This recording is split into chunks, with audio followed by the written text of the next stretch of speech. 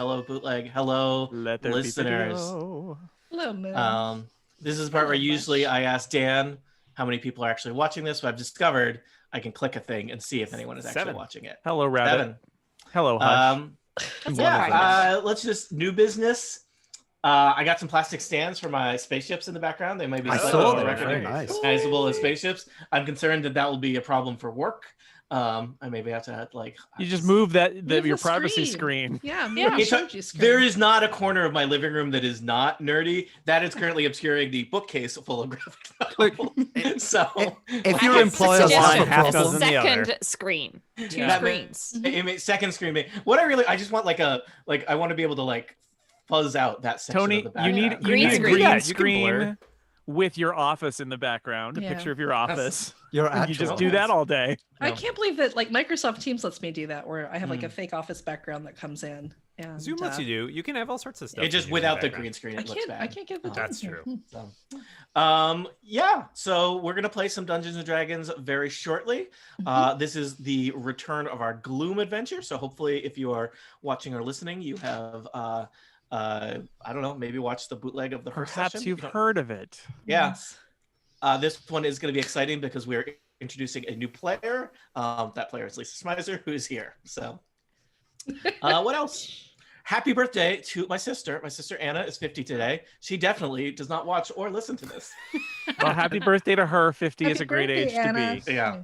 And happy Halloween to all the people October listening 1970. to this in June. The best. Oh, wow. Are you the exact same age as my sister, Jason? Yes, I am. Wow. I was born October 6th, 1970. Yes. I guess I could have done that math since I sent you a card for your birthday. You sent me a card. A lovely card with a 5 and a 0 on it, no less. I didn't send my sister a card. Well, she doesn't play Dungeons and Dragons. The good news is she's not listening to this podcast. No. I should not have sent her the link, Tony. It's so awkward that Tony finds out he's not in the group chat that Dan has with his siblings. Oh no. Michael's doing well, by the way. That seems unlikely. I don't even know. Dan's met most of my siblings. They're a disreputable gang. Yeah. Your sister lives near me. Why don't I go wish her a happy birthday? How about that? I'll just drive up there. Why does that sound like a threat? Because it is. He's going to recycle that wishes you a happy birthday. Nice brother you got here. That's right. Reuse it. That's a great idea, Rosemary. Reuse that card. Just deliver that one back up. It's from Tony. Yeah, just cross out. It's been fun. Podcast. Cross out being a sibling with you. Here's people in California appreciate recycling. Sibling. We do. It's true. Time. All right. Should we do the thing, people? Should we play Dungeon or Dragon? Yeah. Oh, I've got the dice for that. Hold on, let me roll my Dungeon or Dragon dice. I want Dragon very specifically. You know, people say that, and then there is a dragon, and they get real annoyed at me. So I just want to say it's tails. So Dragon, because Dragon has tails.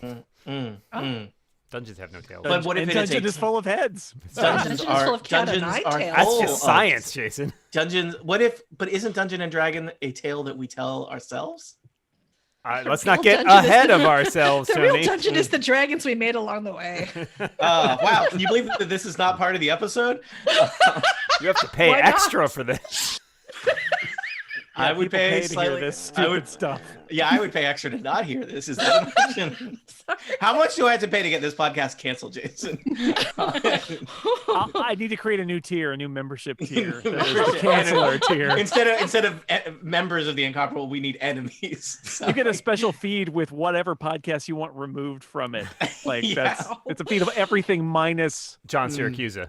Yeah, exactly. That's right. We don't offer a John Siracusa feed, but we do offer a feed without it. John Siracusa free feed. Yeah. Which is not free. It costs you money, but it's very awkward. What if I just? Well, I would like the episodes edited just to remove certain people. I would just like gaps.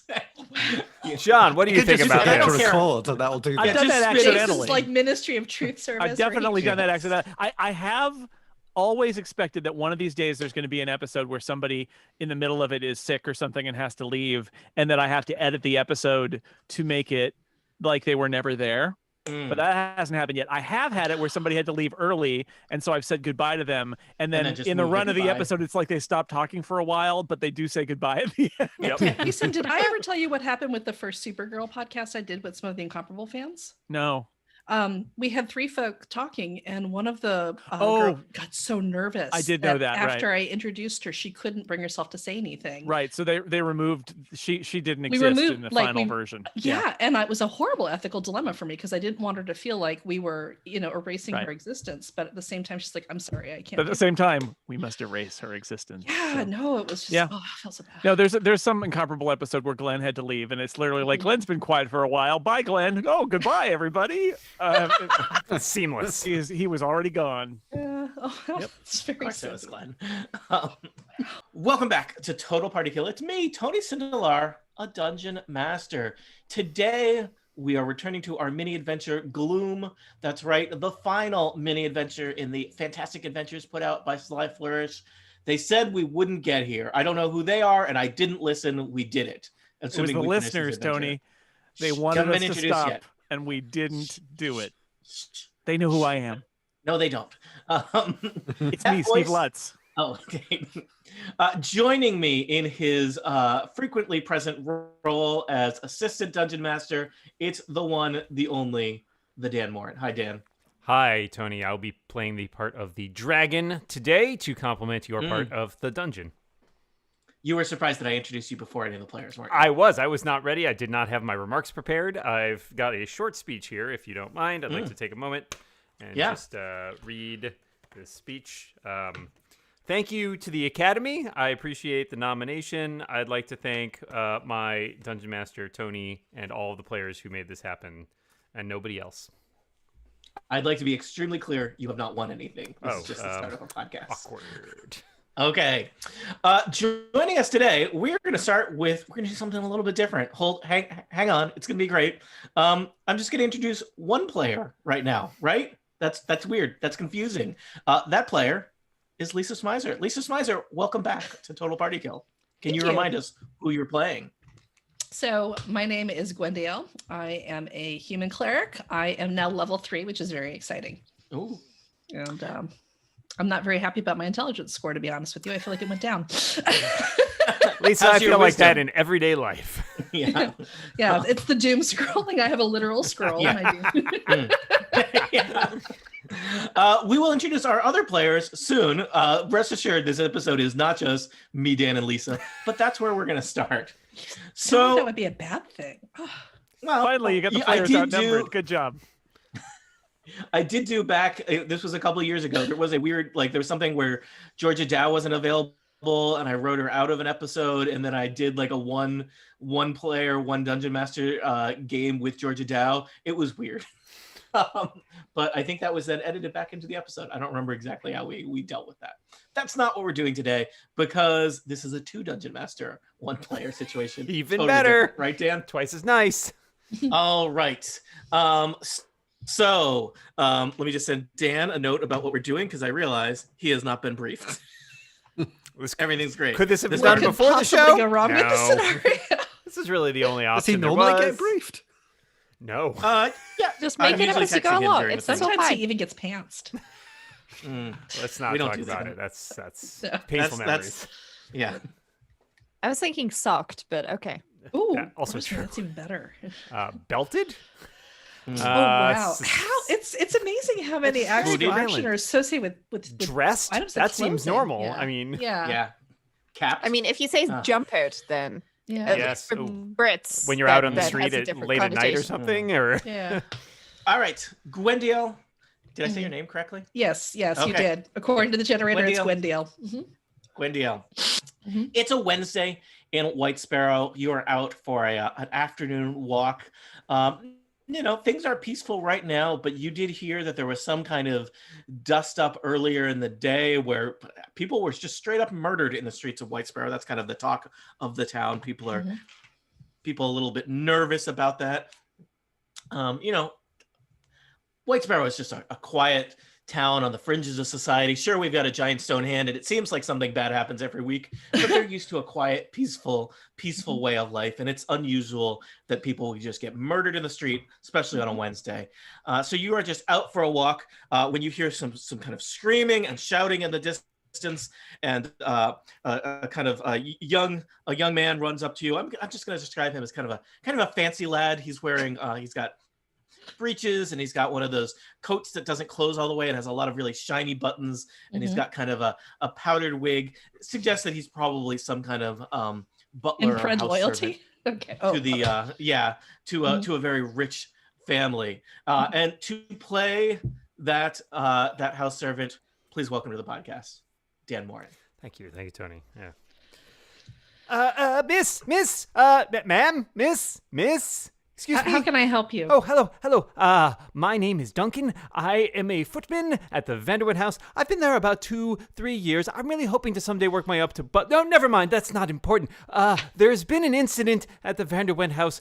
We need the assistance of a cleric. They told me to fetch you. They seem to have some knowledge of you. Could you come quickly? Can you tell me more about this incident? Yes, of course. Where to begin? Well, this morning, as I was preparing bacon and eggs for the mistress... Let's skip the job duties and let's... Oh, very go well. straight Yes, to the the young master of the house, Ian Vanderwent, he has been, we think, poisoned, or some manner of attack. He's dead. That's the important part. Or maybe he isn't. We don't know. We could use your help. All right, as we walk to your house or the Vanderwent house, I want you to describe to me what Ian looks like and what his behavior was like and what he looks like right now.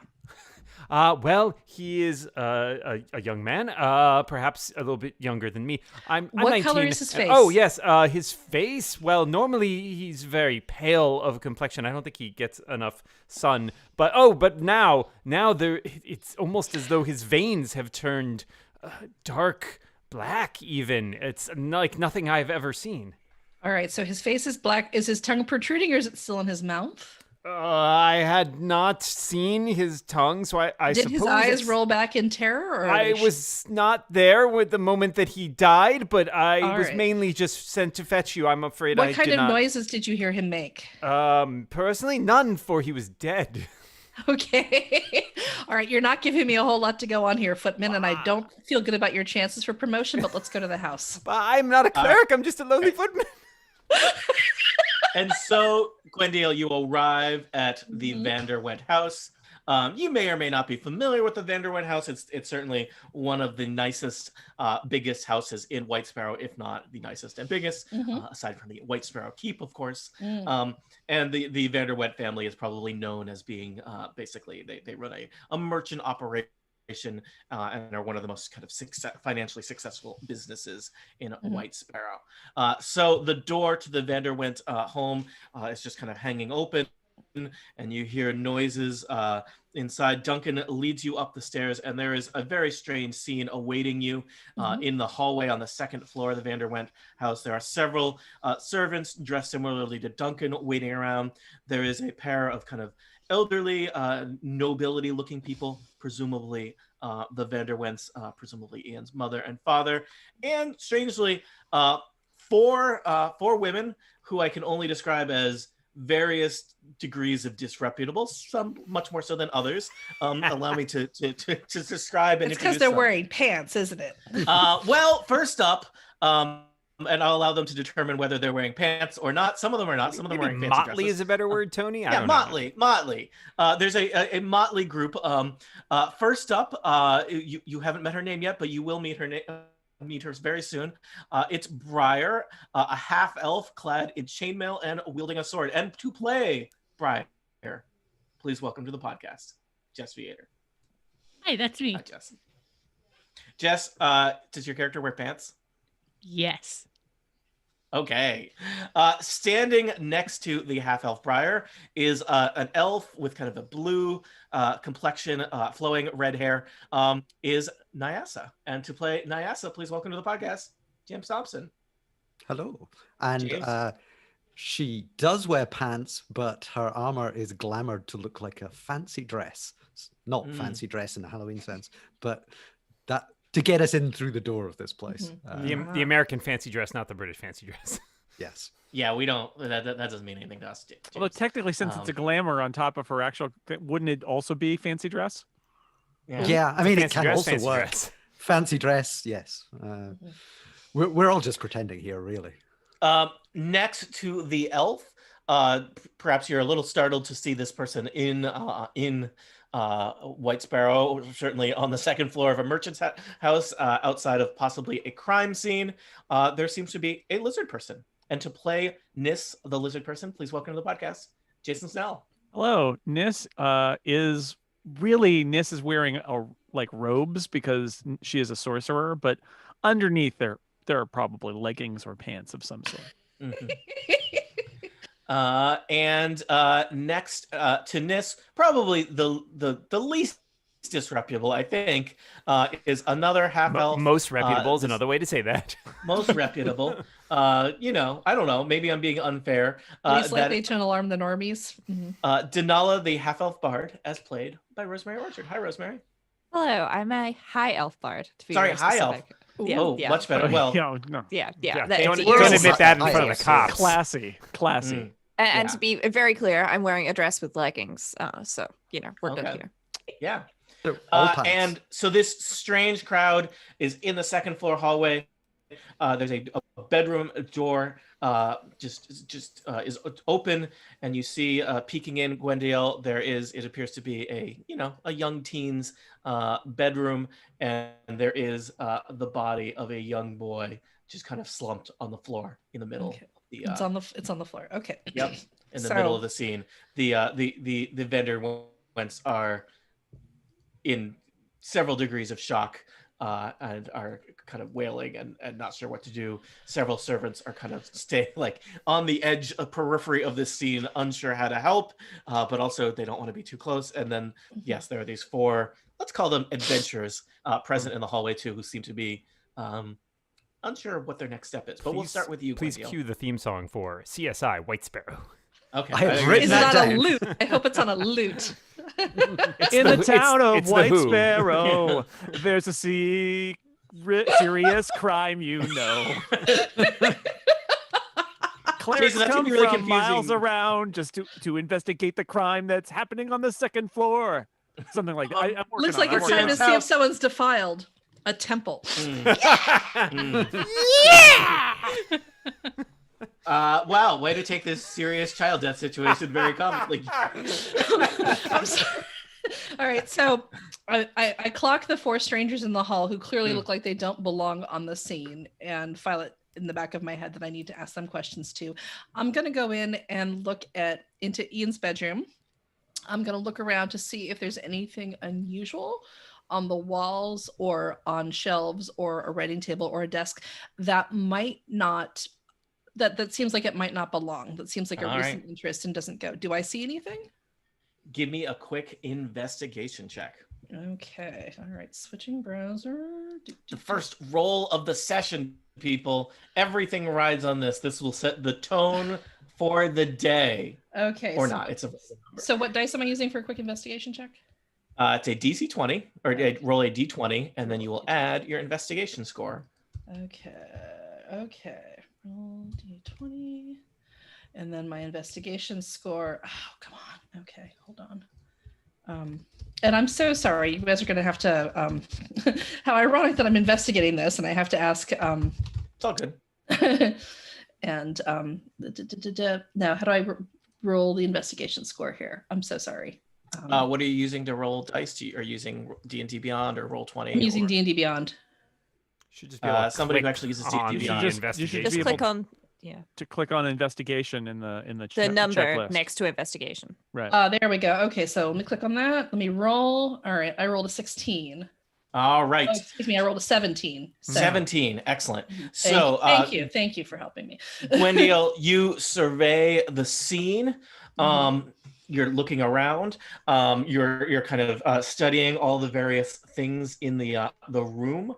And this scene, this crime scene, is a little. I think the word curious comes to mind.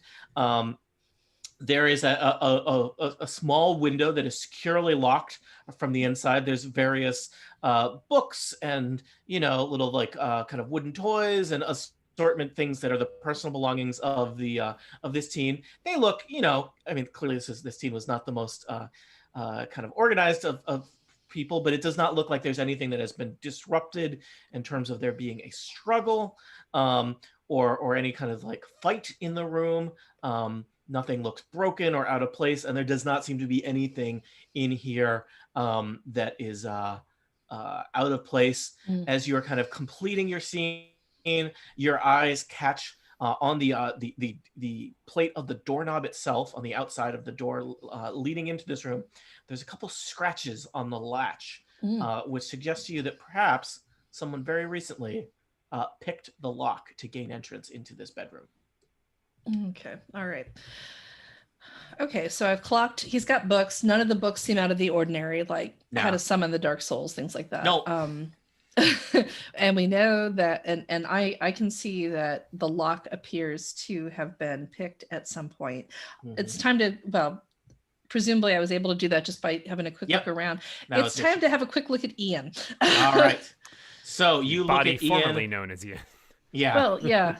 So I assume that I go over and keep a little bit of a distance in case he's going to emit any foul gases or weird give things. me a humorous. He's humorous. It's nothing funny about it. Give me a medicine check. Okay. Gwendiel. All right. My medicine check is a 13. All right. You are surveying him. He looks, just to be clear here, there was, I think the servant had some hope that perhaps he was simply dying and not dead. He is quite dead. His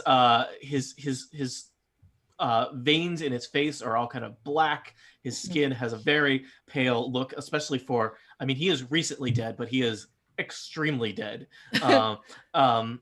And you're kind of surveying the scene.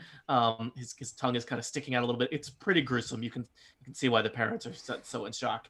But she looks at the tongue and is sticking out a little bit and thinks, "Footman, come on." Yeah. Are his right hands there. similarly covered with like black veiny stuff? Yeah, they don't look good. Okay, so basically his entire body is covered in black veins. Yeah, and you suspect that based on your medicine skill that this is someone who has been poisoned, and in fact, as you are inspecting him, you find it would be easy to miss, but there is a small puncture wound on the back of his neck, as if delivered by perhaps a needle or a very small blade. All right. So he has been poisoned by some kind of assassin. Okay, so I'm going to look around now for somebody who's not losing their mind with grief and confusion. And who is that likely to be? You see 4 adventurers standing in the hallway, shuffling their feet, all right, or otherwise observing you. They do not look. Just checking. Adventurers, any of you losing your mind with grief? No, the lizard person though looks at Gwendiel and says, "Was it poison?" And I say, based on the puncture mark on the back of his neck and the way his veins have turned black, I suspect it was a fast-acting poison that someone else administered. Interesting. I wonder what kind it is. Do you mind if I take a look? No, I would love to know what kind it is. Well, Nis rolled a 5. For her very good nature. No, a 6. Sorry, a 6. So Nis looks at the wound, and I'm going to just say Tony probably says, unsure what it is, but I'm sure it apparently was very bad. Oh, you think? I think Nyasa I think it was a serious poison.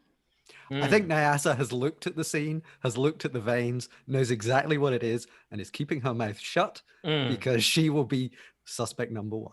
All right, so Nis and Gwendiel, you're in the room. Denala, Nyasa, and Briar are in the hallway. Briar, Denala, do you want to do anything? I'd like to check the hallway to see if there's anything out of place. Okay. Is that a perception investigation check? Investigation. We'll say investigation. Okay. You're investigating, right? I rolled a 20, so that's 23.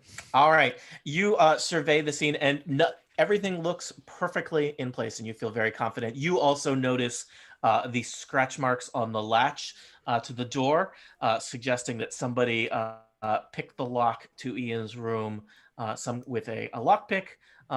And, that is not trivial to do. That suggests that somebody pretty intentionally, but whoever picked that lock left no other traces of their comings or goings. Just Tony- to confirm, the scratches are shiny, so they're new? Yeah. Is that how scratches work? Yeah. Yeah, You know the they're new. shinier they are, the newer they are. There Tony- you go. You know that they are new. Nis, while at the body, Nis would like to do an Arcana check just to see if there was something magical involved in this, or if it's just All right. purely chemical. Feel free. May Go- I? Yep. Go ahead. Do an Arcana check. Nis is going to get out of the mystery business because that's an 8. Wow, you're Maybe Dude. Nis can Getting suggest the bad to rolls me. out now. Maybe Nis can Yep. suggest to me to do an It Arcana may. check. I am unclear if this is magical or not, but it is a very bad poison, as you already know. Can I do an Arcana check? yeah, do that, and then I'll give Briar a chance to do something. Oh, okay. All right. So I've done my Arcana check. It's a 7, so not so much. Unclear. Agreed. Yes. Yeah. Well, Nis, I don't know either. Yeah. Sometimes when you do these knowledge things, you get like kind of the magic 8-ball, like check back later. Yeah. Briar, do you want to do anything? You are just kind of skulking in the hallway, looking, as all of you do, somewhat suspicious. Who found the body? I believe Duncan. Duncan found the body and then was sent to get help. He was. Oh, that's right. Duncan, you're still there. Duncan, you were probably bringing Ian some tea. Duncan, Oh, you sorry. I wanna say thought you meant right now. She's like, "Oh my God, he's dead!" As if he suddenly forgot. No, 10 minutes ago you were bringing. Yeah, he's. Oh, I thought he might have gotten better. I prepared sandwiches. Duncan, get it together. I'll She'll never never make get first promoted. footman at this rate. Wow, we all handle grief in different ways. So yes, Duncan is there. Ringing his. He's probably got he's taken off his powdered wig and he's kind of wringing it in his hands. Duncan, did you see anyone leave? Yeah, did you see anyone leave? Did you see anything suspicious? I mean, I don't think there was a lot of. I mean, there were you. You were the most different, unexpected thing that I've seen around the house today. Everything else seemed normal. Hmm. There is So- the sound of boots with maybe a little bit of spurs on them, clinking up the stairs, stomping into the hallway, and arriving at this chaotic scene is one Sheriff Ruth Willamane, Sheriff of Whitesparrow. She's got tattoos, she's got scars. She's kind of an older lady who keeps things. Maintains the peace and quiet in Whitesparrow. I think Gwendiel has encountered her before. The rest of you are meeting her for the first time. She exudes an air of no nonsense and just kind of mild irritation at the sight of your faces. She glares around at all of you. And to play Sheriff Ruth Willamane, we'll see how much Duncan still has to do any talking. Please welcome to the podcast, Dan Moore. More trouble in this town. Every day there's something else. You feel like just as soon as the Chamberlain of the Lord gets attacked, and now there's a dead boy. I just can't deal with all this. Especially with you scruffy lot hanging around here. Who the hell are you? You don't remember me? Oh, Gwendiel. No.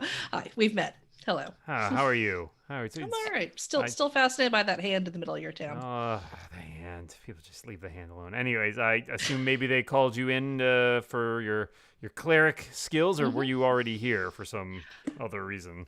I was called in to take a look at this. All right, and who are these folks? Well, We were sent here by Lord Whitesparrow to Oh. figure out who is trying to assassinate him. We were the ones who broke up the assassination attempt on the Chamberlain earlier today. And you're the ones none of whom bothered to show up and give me a statement about that crime too, huh? We were told to look for you at the pub, and we went there, and you weren't there. So I was left. in my office. Next time, try the sheriff's office. Where is your instead. office? It's a 2-block town. Ask anybody. All right. It's Well, upstairs in the pub. We're here now. I'm worried that this is the 5th of the 5 people who they've threatened. This Gloom has threatened to kill. Have you heard? This Gloom, this unknown force named Gloom, has threatened to kill some 5 unknown people force. a week. 5 people a week until young Whitesparrow is delivered into their clutches, and that's what we've been told by the Lord to solve. We could use your help, Sheriff. Oh, you could use my help. This is my town. I solve the crimes. You're be helping me. All right, we could be used to help you, Sheriff. Deputize us. I don't think we're at that stage quite yet. Well, if you're so invested in this crime, why don't you tell me what you've learned?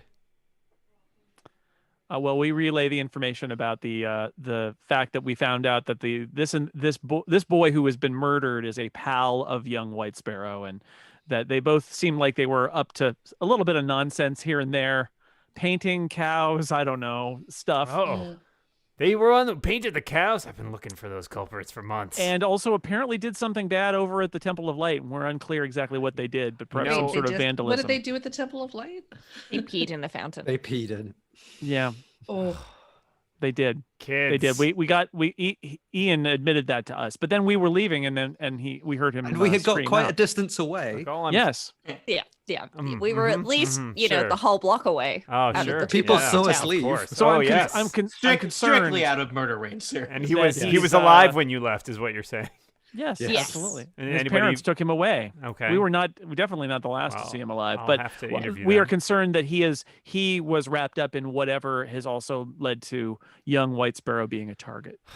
I didn't used to have. Whitesparrow used to be a nice, quiet little town. All of a sudden, all these adventurers come tromping in, and it seems like it's one thing after the other. It's every week I've got a new murder, and now you're saying five people Every week. Every week. how often are people defiling your temples? Not until recently. It was very quiet. It's very nice.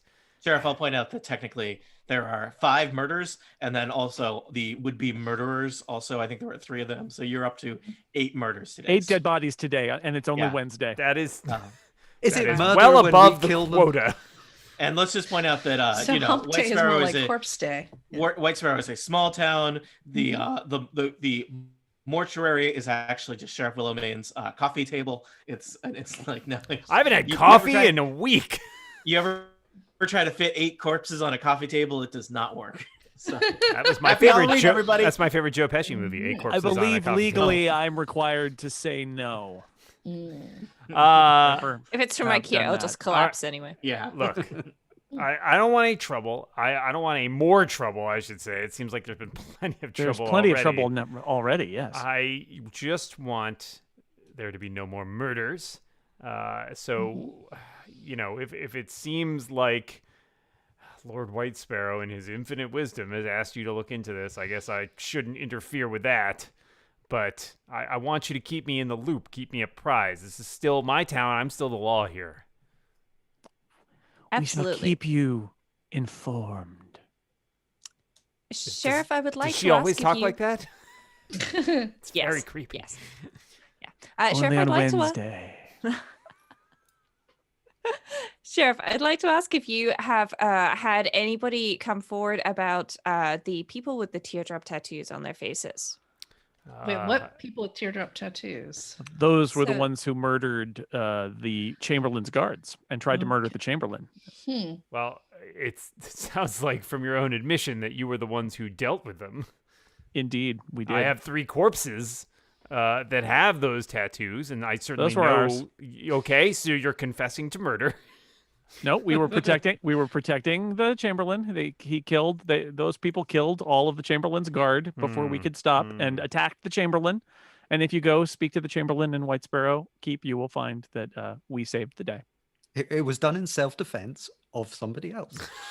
I think we just call that defense. I would like to point out they We're attacked heroes. us. They did. Yes. This is going to be a hell of an inquest. Very that's all I'm specifically, saying. Nyasa. They attacked Nyasa and Yeah. Briar. All right. So we had to throw knives at them. I'm not sure I'd what bite other them. information you want other than they, I certainly know as much as the next person that they they're fugitives probably, or from the prison down south. But other than that, I don't know anything about them other than they're dead now. Why do you say they're from down south?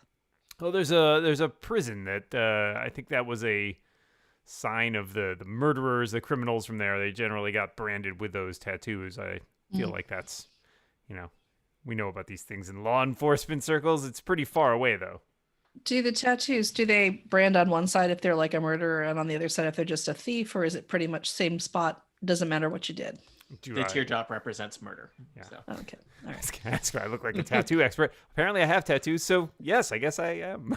Yeah, says the person covered in her. I assume Sheriff they hand look you a like a manual with the tattoo first expert. one. That's right. Sheriff They give you revealed a- main tattoos are more of a kind of they're more indicative of various military services. They're totally different from. I was going to criminal query the whole branded with tattoos, and that's not how branding works. But Don't question. You want to look at a tattoo cell? knowledge. Is that what you want to do? You want to see the inside of a cell? They have one cell in Whitesparrow, and it's really more. Of I'm not going to keep you there because I don't have room, but I let you see the inside. I'm curious to see. But, No, sure, come Keep down the to the station someday. winter coats, Christmas tree, All right, so you're telling me there's some sort of assassin on the loose. That's what we've That's heard. the story we're going with.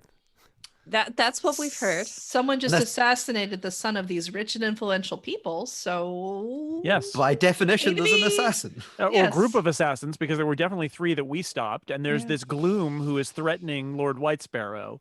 So something is afoot. All right. Or a Well, hand. I just want to ensure that the rest of the people in the town are kept as safe as possible.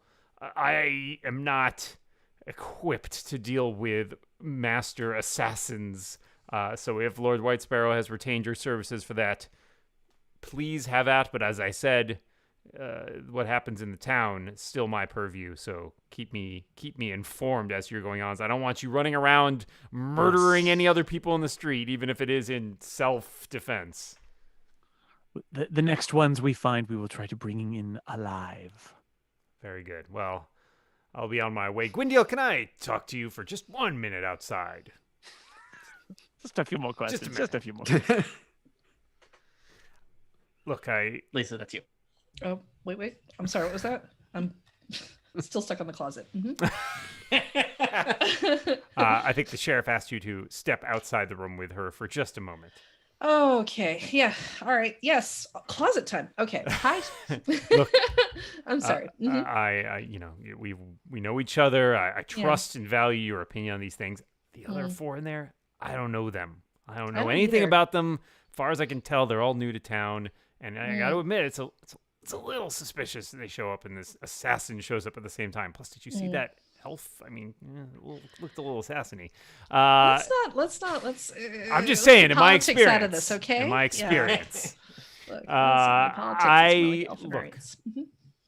Just keep an eye on them. All right. Just make sure that they stay inside the lines, that they aren't causing any more trouble. I'm trusting you. You've acquitted yourself well in those previous adventures. So just make sure that they do these things as much by the book as possible and nobody else get hurt. All right. So, what kind of backup do I get if they start coloring outside the lines? You call me. And by call, I mean you deliver a message to. Okay. All right. All upon me. I'll call upon you. All This- right.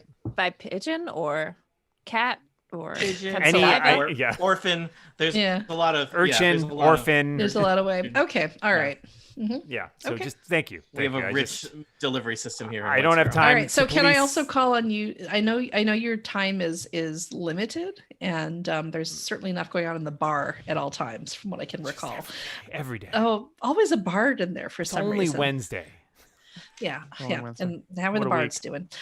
But can I also call on you if things get to the point where the 5 of us are up to our pants in trouble?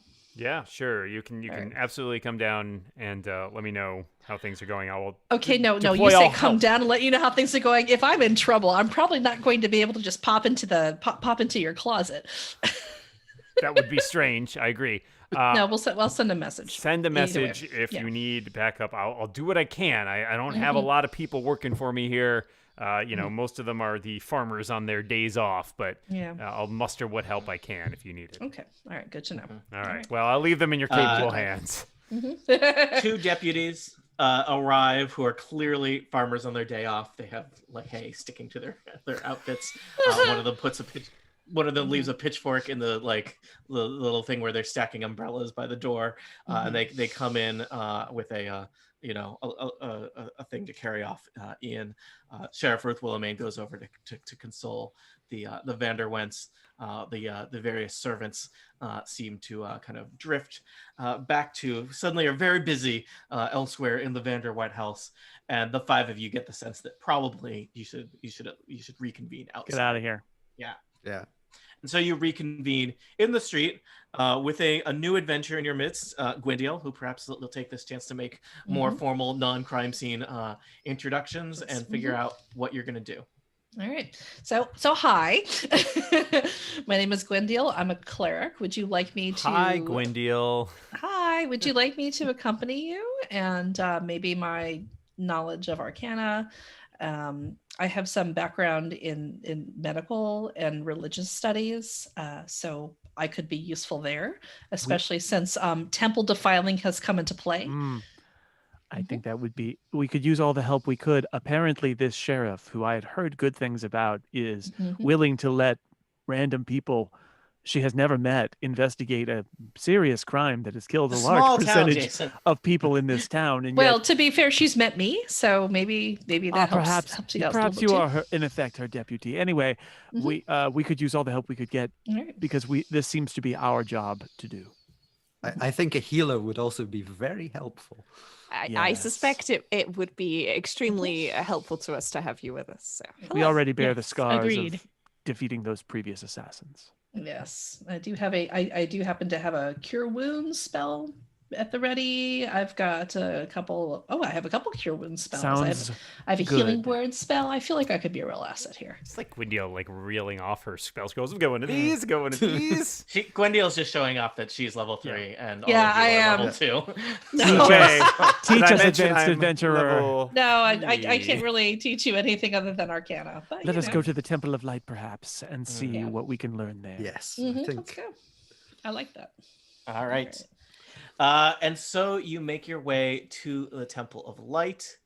Temple of Light is on the western side of Whitesparrow. I can't move. Oh. There I go. Okay. Hold on, I'll give you. Here I am. Okay. For some reason, never gave you permission to control your character. That was dumb. All right, now you Well, can move yourselves around. This isn't a tactical map. It's just a illustration of the town map. Okay. All right. Yeah. there's the hand. Yeah. Bye. Everyone loves the hand. I do love the hand. I want to know so much about the hand. All right, so we're at the Temple of Light. You're at the Temple of Light. Let me just describe the temple before you go in.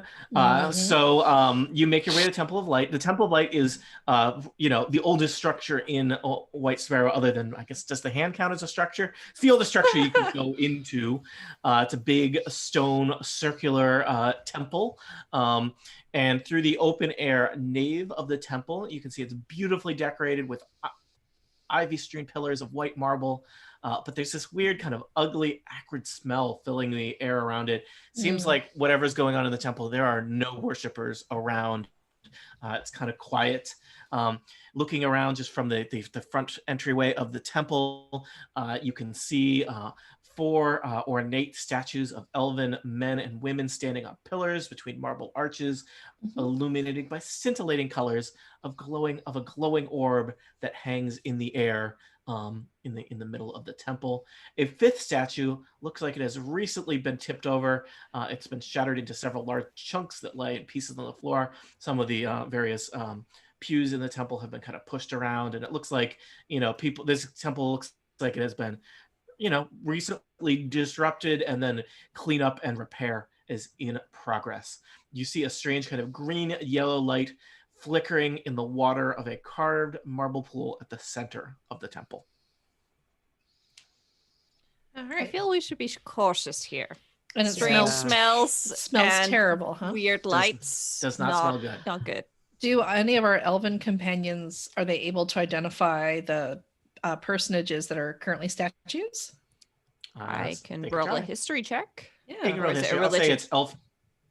Either one, your choice, and I would say you would have advantage on elf-related things. Wonderful. I scored 16.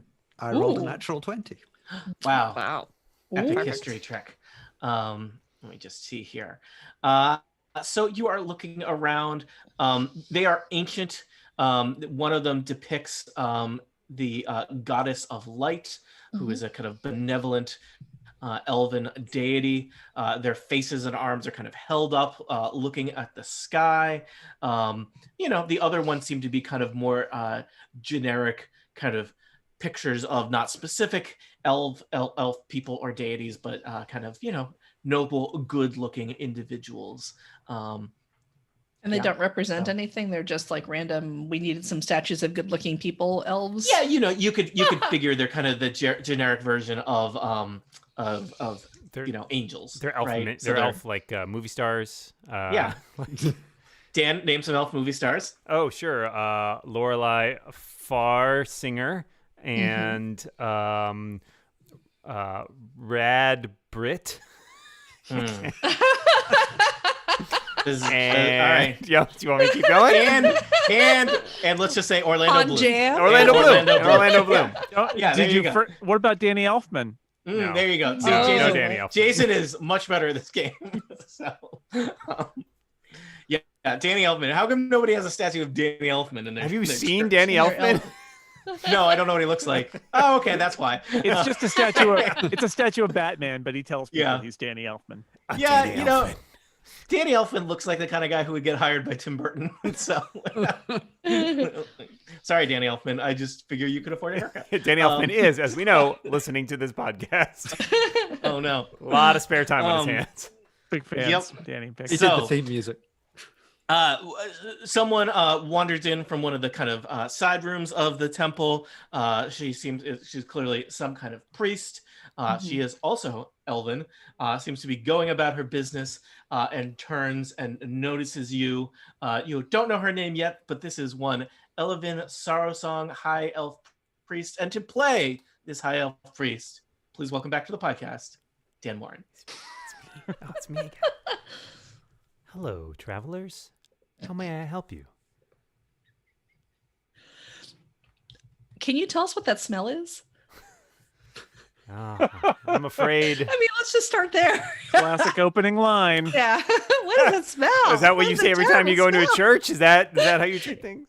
I actually have with the incense. She looks calm. Maybe like her eyebrow like twitches just like a little bit. Like Yeah. That is I'm sorry to say we have recently had an incident at the temple where some vandals decided to make their displeasure with the temple known, and they did this in some particularly foul ways. But I must say, this can be repaired in time. After all, this may be a temple, but it is only a place. And so I truly hope that perhaps they find in their souls whatever they're looking for that has caused them to act out in such a way. But pardon me for not introducing myself. My name is Elevin Sorrowsong. I am the High Priest of the Temple of Light. Is there anything we can do to help clean up the vandalism? I don't know. We have got this statue that's been tipped over. We are having some of our worshippers come by later to help us return it to its place, and hopefully a mason can repair the head that has been knocked off that you see here. As for the pool, well, that may just be a matter of time in taking some opportunities to have it cleaned out. But as I said, these are Yeah, but earthly things.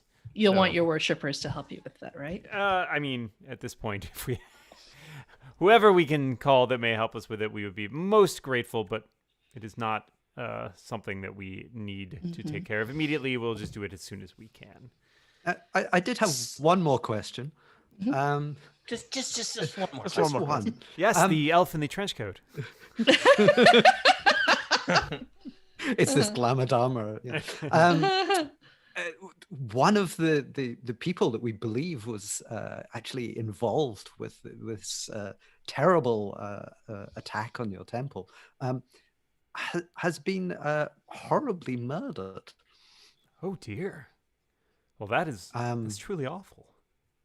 Yes, it was done in a most innovative way. In fact, I'm not sure there is much innovative about murder. People have been murdering each other for centuries, millennia, since time has begun. Oh yeah. But it's a fine line between murder and a particularly clever assassination, leaving almost no clues whatsoever. How did you find out about the temple desecration to begin with? Did somebody just like walk in one morning and there it was? Yes, indeed. And- That's exactly and- what happened. And how did you find out which lost souls did the desecration? Oh, we were not aware of the identities of the people. As I said, we have prayed for their souls that they may find some better way of expressing whatever emotions have driven them into this, but we did One not of them trouble definitely ourselves. was. How many people do you think, how many lost souls do you think did this?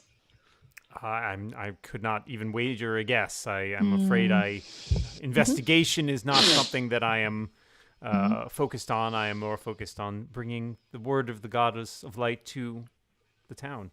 The birth of the ghost. People, maybe 2 people. It does So- seem as though one person might not have been able to tip over that statue on their own, unless I suppose they were particularly large or strong. Denala attempts to give Gwendil a look that it conveys that we have more information on this, but perhaps we should not share it with everybody just yet. Okay, Gwendil catches the look. Why do you think they tipped over this particular statue? Or is it just random? I could not tell you. Perhaps it was loose. Perhaps it was the easiest one to tip over. It does not represent anything in particular. As you can see, the statue of the deity is still standing. Most of the rest of these are simply, statues alike of other Good-looking glorious- elf people. Yes, good-looking elf people. We're all good, Elf looking, angels. really. We're all elves here. No, Yeah. These are exceptionally good-looking These elf are people. Very good-looking. On jam. And... Yes, but I don't know why they chose that one particular. I suspect perhaps it was just the easiest to tip over. Tony, can I get a sense of how old this priestess is? Sure. I think that she seems like she's probably at least 100 years old, which is, pretty up there for an elf, but not elderly for an elf. Okay. Well-traveled.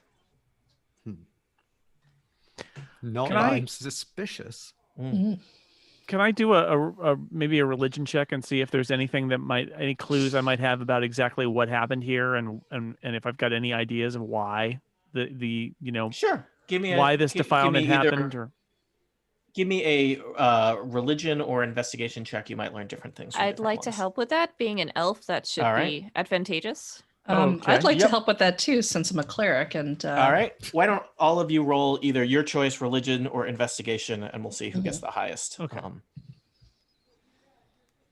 Okay, I rolled a 25. Is that religion or investigation? That's religion. Religion. Mhm. All right. You're a cleric. You are well versed in these things.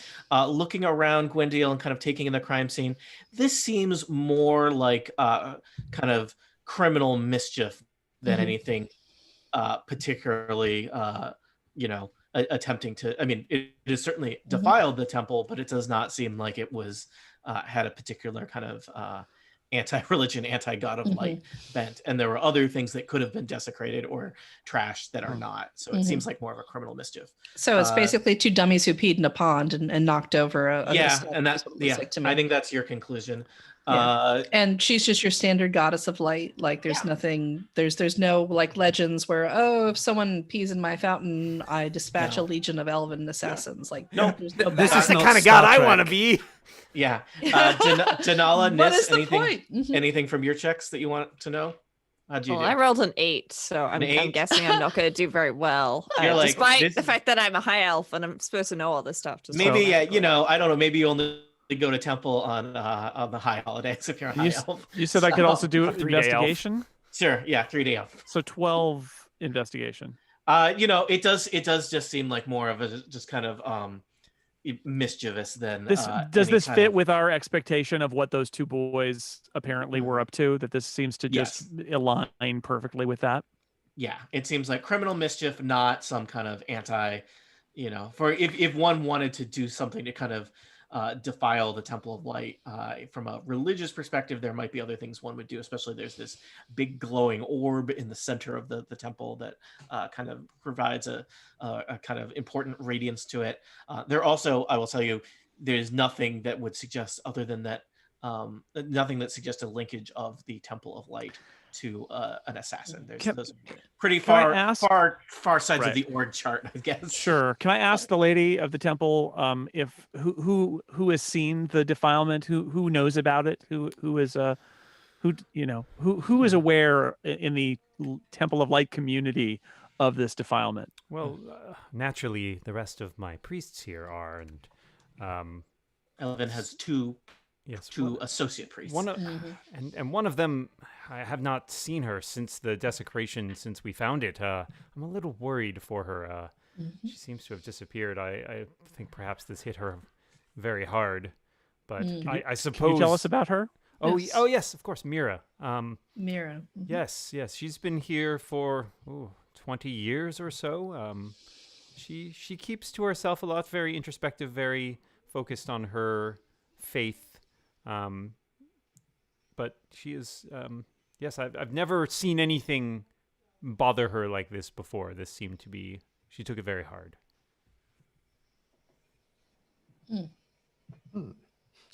Can you tell us any more about her background? What was she doing before she committed to her life of religious contemplation? Do you know? I'm afraid I'm not really aware. She didn't like to talk about her past.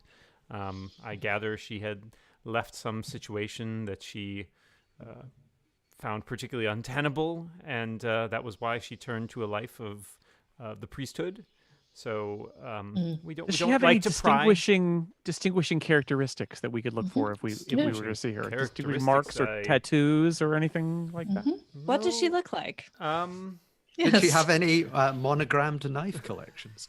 Any tattoos? Or blood drop tattoos from her previous life? Oh, wow. No, she has sort of, long hair of a dark brown color, her sort of a medium complexion, violet eyes, but I cannot think of any particular distinguishing marks, as you might say. Certainly not any place apparent. You've never observed any special skills she might have, or anything she felt particularly she's very good with the garden in back.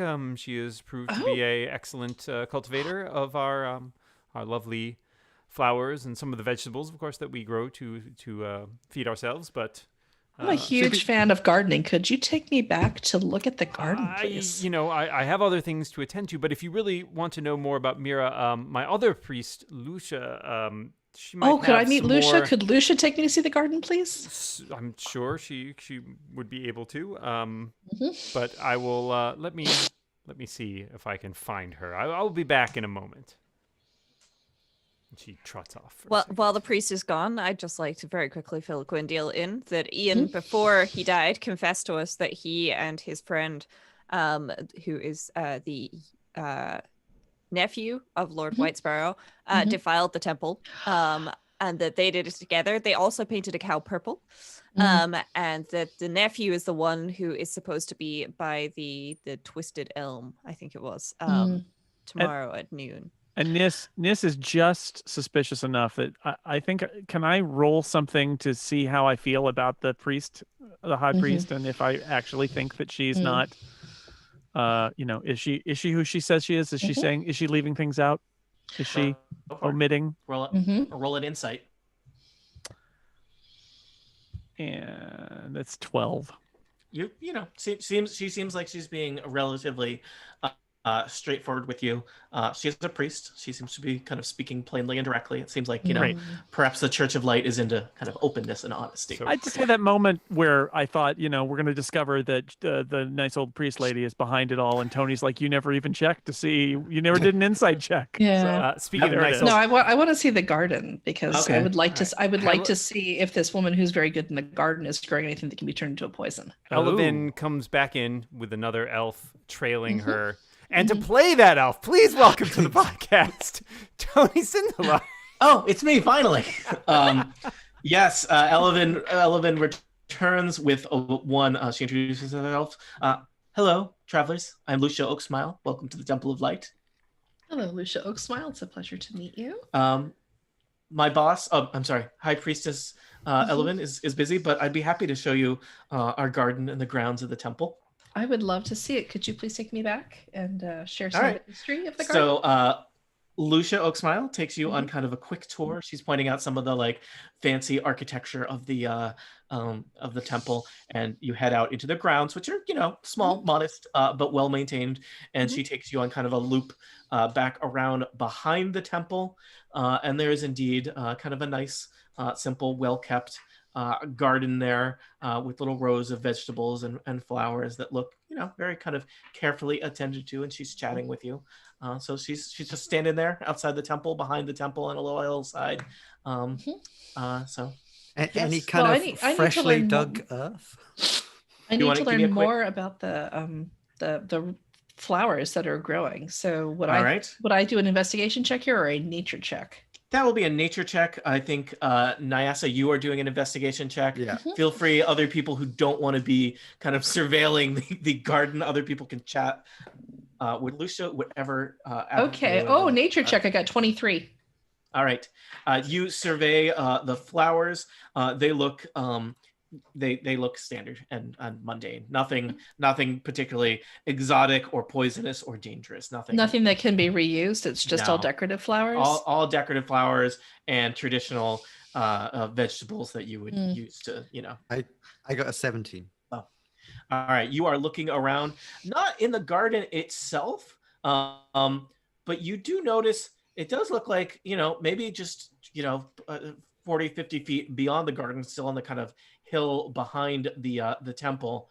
It does look like there is like a hole that someone has recently dug. Good size. Lucia seems oblivious to the hole. I'll go and look at the hole, I think. I'm going to And- distract Lucia and say, tell me what you know about Mira. We're interested. We hear that she hasn't been seen in a while, and we're concerned about her, and we might be able to try to look for her. But can you tell me what should we know about her? Oh, poor Mira. She was so upset about the defilement. I mean, I think we all are, but particularly Mira. She cut off all her hair in mourning, and I have not seen her in several days. I hope she's okay. I'm sure, every now and then she goes off into kind of meditate and reflection, and I'm sure that's where she is now, and hopefully she'll return. It's been days. I'm sure she'll where get does she hungry go? eventually. Where does she go? Oh, sometimes I've gone on walks with her. There's kind of a path through the bog. There's this big rock that she finds very contemplative. It's kind of a significant landmark. They call it Magnet Rock. I may know of this rock because I think I have been to this bog. Give me a quick history check, Nis. I mean, Nis would know about bogs from lizard folk stuff. Give me a history check with advantage, I Nis. Okay. Don't even need it. 17. All right. You know of the landmark that various people refer to as Magnet Rock. It is a giant boulder that seems to be kind of made out of iron. It doesn't really fit in with the landscape around it, and it's it's a landmark just because it sticks out. The valley around Whitesparrow has various landmarks. Some of them things that are constructed, and some of them are natural. Some of them are ancient, and that's one of several. My people also have a name for that. It is also. But sure, it is Magnet not Rock. particularly. Yeah, How do it is magnet not rocks particularly work? close, but it is somewhat in. It's at least it's in the bog that the note wanted you to leave. Not you, but Perrin was asked to leave. Not Perrin. Lord Whitesparrow was asked to leave Pennin at the White Knurled Tree They're in the same bog, but They're in so the is same all of bog. your people. So Yes, is your indeed. school.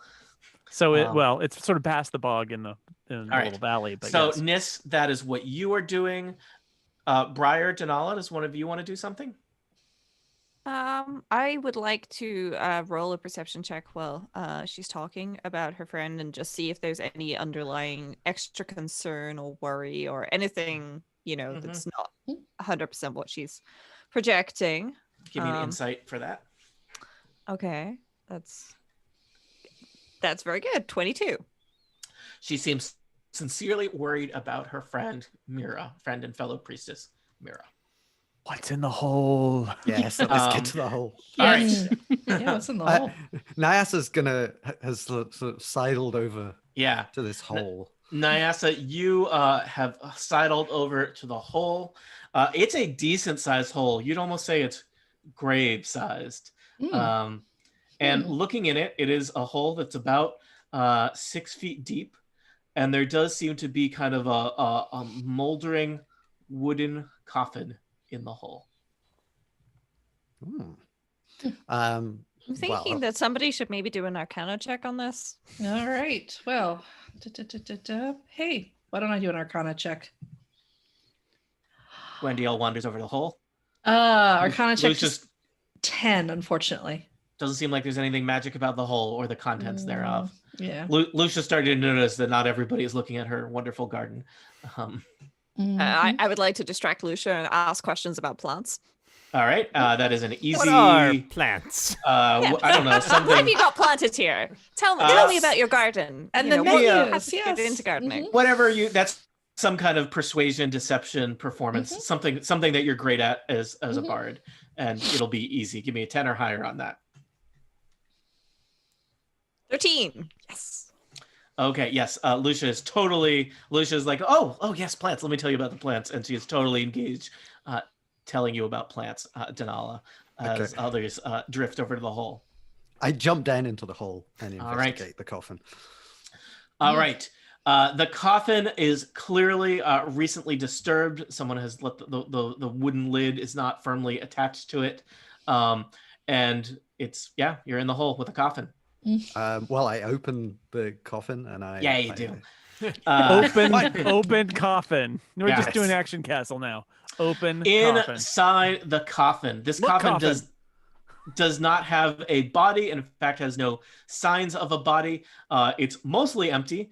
There's a set of rusting, rotted armor. There's one kind of rusted knife, and there's a small glass vial. Looks like probably there was some other stuff in the coffin at some point, but it's almost empty, pretty picked over at this point. Does the knife have a G carved into the handle? As you pick up the knife and inspect it, it does have a G carved into the handle. I add it to my collection. These are quite valuable, you know. Rusty. Also, depending on who you get questioned by when, it's just like, I'm just carrying all this evidence of crimes I didn't commit. Also, I make just sure really you love how all of James's characters have this one quirk that just. make sure you've gotten your fantasy tetanus shot. Okay, Briar and Gwendiel, you're there too. Do you want to do anything? Well, he's got a knife. He's got a knife. We can't hear you, Rosemary. What were the other things in the coffin? A vial of some kind? Some kind of glass vial and some kind of filthy armor. I like to wrap a rag or a piece of cloth around my hand before picking up the vial. Okay. And I do that, and then I pick up the vial. And I'm going to roll an investigation check. Do it. And an 8. So I clearly learned nothing. You look at the vial. I'll tell you what you can see just from what can I see? The vial is empty. There's a slight crack in the glass where it looks like, whatever was in it probably leaked out. It's old. Briar, did you want to look at the armor? Sure. Can I look at the armor? Yeah, give me an investigation check on the armor. I'll even say you have advantage because it's armor and you're a warrior.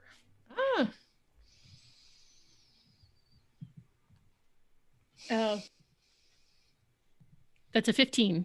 All right. Wow. You're looking at it. It looks like it was at one point a kind of nice set of fancy leather armor, but it's kind of at this point it's worthless. It seems like it's been exposed to the elements. I would say you would guess that this is probably old. This has probably been buried here at least 20 years. And yeah, it's no longer, it is not valuable or useful or functional at this point. But at one 20 point years, it you was. say? Yeah, I don't know. I just picked a number. Just a. Well, I mean, going by the G on this dagger, which I have borrowed. Collected? Stole. Assimilated? I mean, Thieved. Claimed. Purloined. we can play this game for a long time. Reallocated. I can play this game all day. Yes. Liberated. Yes. It was greeted as a liberator. While it is circumstantial evidence that would not stand up in a court of law, the G on this dagger leads me to believe that these are the belongings of one Gerald. Gloom. Jeffrey. Oh, Greta. Yes. And if they someone have is been- adopted. If they have been here 20-ish years, and somebody joined this Temple of Light 20-ish years ago, I put it to you that Mira may be Gloom. But her name starts with an M, James. That makes no sense. Yeah, that doesn't make sense. But As you are Gloom ends with an M. I accuse But there's you. okay. Wait. I have a few more questions about this vial as that you are now considering occur this, to me. you hear once again shouting. Oh. A familiar sign of trouble here in Whitesparrow on a Wednesday. Always on a Wednesday, there's some kind of commotion happening in the streets, coming around the corner of the temple. It's not really a corner; it's round, so coming around. It's got apparently no corner. Coming around the You know what I mean, curve. people. Yes. Yeah. Coming around the curve of the temple is one Lord Marlon Whitesparrow himself, rarely seen within the town of Whitesparrow. Chamberlain Brinley Ottershot is kind of limping along behind him with his arm in a sling, and he is just shouting at the top of his lungs, "They've taken Pennon! They've taken Pennon! They've taken Pennon!" Where have they taken Pennon? Who has taken Pennon? And what is going on? Will our adventurers get to the bottom of the mystery of Gloom? This mystery that they are so close and yet so far from unpacking. Will Pennon be saved, or is he already dead? Will all of our adventurers die in pursuit of the truth? For answers to questions such as these, tune in next time to Total Party Kill. The end. Unless you're listening to the live stream or bootleg, in which case we're going to play more D&D. After a short break. I think he's just slightly toasted. Not yet dead. He's only mostly dead. All right. Slightly toasted. So that was our first episode of the afternoon. I suggest that we all take a 10-minute break, and then we'll 10-minute break. All right. I'm gonna go play some tennis. tennis. How does that sound? Back at 25. All right. So for podcast editing purposes, do you want us to stop after each one of these? Keep it rolling. Keep it rolling. All right. Just and this way you can just chop the 10 minutes of silence or what have you. All right. We'll be back Dan will live stream. Take us off the live stream. We'll be back.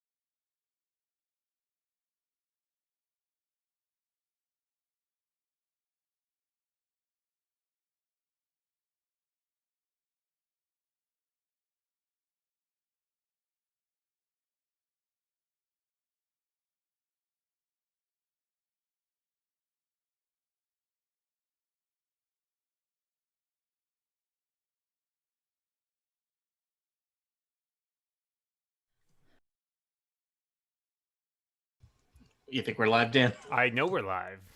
Do you think our audio is live too? I know that's I- sometimes a thing. I did not change anything with the audio. It should be fine. My mouse has stopped working. Oh, my mouse has started working again. Okay, that's good. Late breaking mouse updates. Hi, live stream / bootleg. It's me. We're gonna play some more Dungeons and Dragons in just a second. I don't know. For some reason, I was like, "Do you guys have any questions?" Submit them retroactively to me via Twitter, and I will not answer them. Yeah, everyone good? We're ready to play some Dungeons and Dragons. Any reason not to start now? None. All right, let's do it. All right, let's do it. Welcome back to Total Party Kill. It's me, Tony Sindelar, a Dungeon Master. Today we are continuing the mini adventure Gloom from the Fantastic Adventures set of adventures put out by Sly Flourish. Allow me to introduce the players. They will introduce their characters, and then I will give you a quick recap of the story so far. First up, it's Jason Snell. Hello, I am playing Nis, who is a lizard folk sorcerer. Indeed you are. Also joining us, James Thompson. I'm playing Nyasa Nightweaver, a high elf lapsed assassin who just got out and doesn't want to get dragged back in. Perhaps you've revealed more of your history than the other characters actually know, but that's great. Also joining us is Rosemary Orchard. Hi, Rosemary. Hello, I'm playing Denala, the high elf bard, and I'm attempting to distract people right now because that's always a useful skill to have. And succeeding. Next up, it's Jess Viator. Hi, Jess. Hi, I am playing Briar Orahim, who is a half-elf fighter, and I'm standing here awkwardly. Excellent. And last but not least, it's Lisa Schmeiser. Hi, I'm playing Gwendiel, a human cleric who thinks that she's investigating things and has mostly been running down blind alleys. It's true. And of course, assisting me as often, assistant to the regional dungeon master, the one, the available, Dan Morin. Hi, Tony. I am available. I'm ready to go. I've got my dice. I'm ready to roll some dice. Those are mice. Put those back. Oh, that explains the squeaking. Yes. Patter people. This is what you tune in for.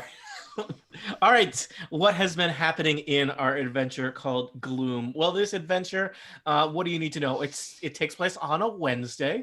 Takes place in Whitesparrow. Yeah. Oh yeah, murder. Murder is afoot in the village that is a hand. That's just the thing I said. I didn't plan that out ahead of time. That's awful. A weird urban legend seems to have appeared in Whitesparrow. An assassin known by the moniker Gloom has taken issue with the Whitesparrow family, the nobility that rules, kind of absent-mindedly rules over the town of Whitesparrow. Something has drawn the attention of this legendary assassin Gloom, who demands that Pennon Whitesparrow, nephew to Lord Marlon Whitesparrow, be turned over for some transgression, or 5 people will be killed per week. And indeed, 5 people have been killed, so problem solved. Several guards were murdered. The chamberlain to the Whitesparrow family was assaulted, and then the child of the Vanderwent merchant family has also been murdered. Our adventurers have been tasked by Lord Marlon Whitesparrow to investigate Gloom and stop him, and of course keep Perrin safe. But several things have happened. Perrin's friend Ian has been murdered. Perrin himself has now disappeared, much to the dismay of the Whitesparrow family. And strange things have been discovered behind the Temple of Light here in Whitesparrow. So we join the action in progress. You have just recently unearthed kind of a grave, a hole with a coffin with some equipment in it. Behind the Temple of Light. Denala is off distracting the priest that led you to this situation, and Lord Marlon Whitesparrow, accompanied by his chamberlain, has appeared and is in quite distraught about the disappearance of Pennon. He's missing! He's gone! They've taken Pennon!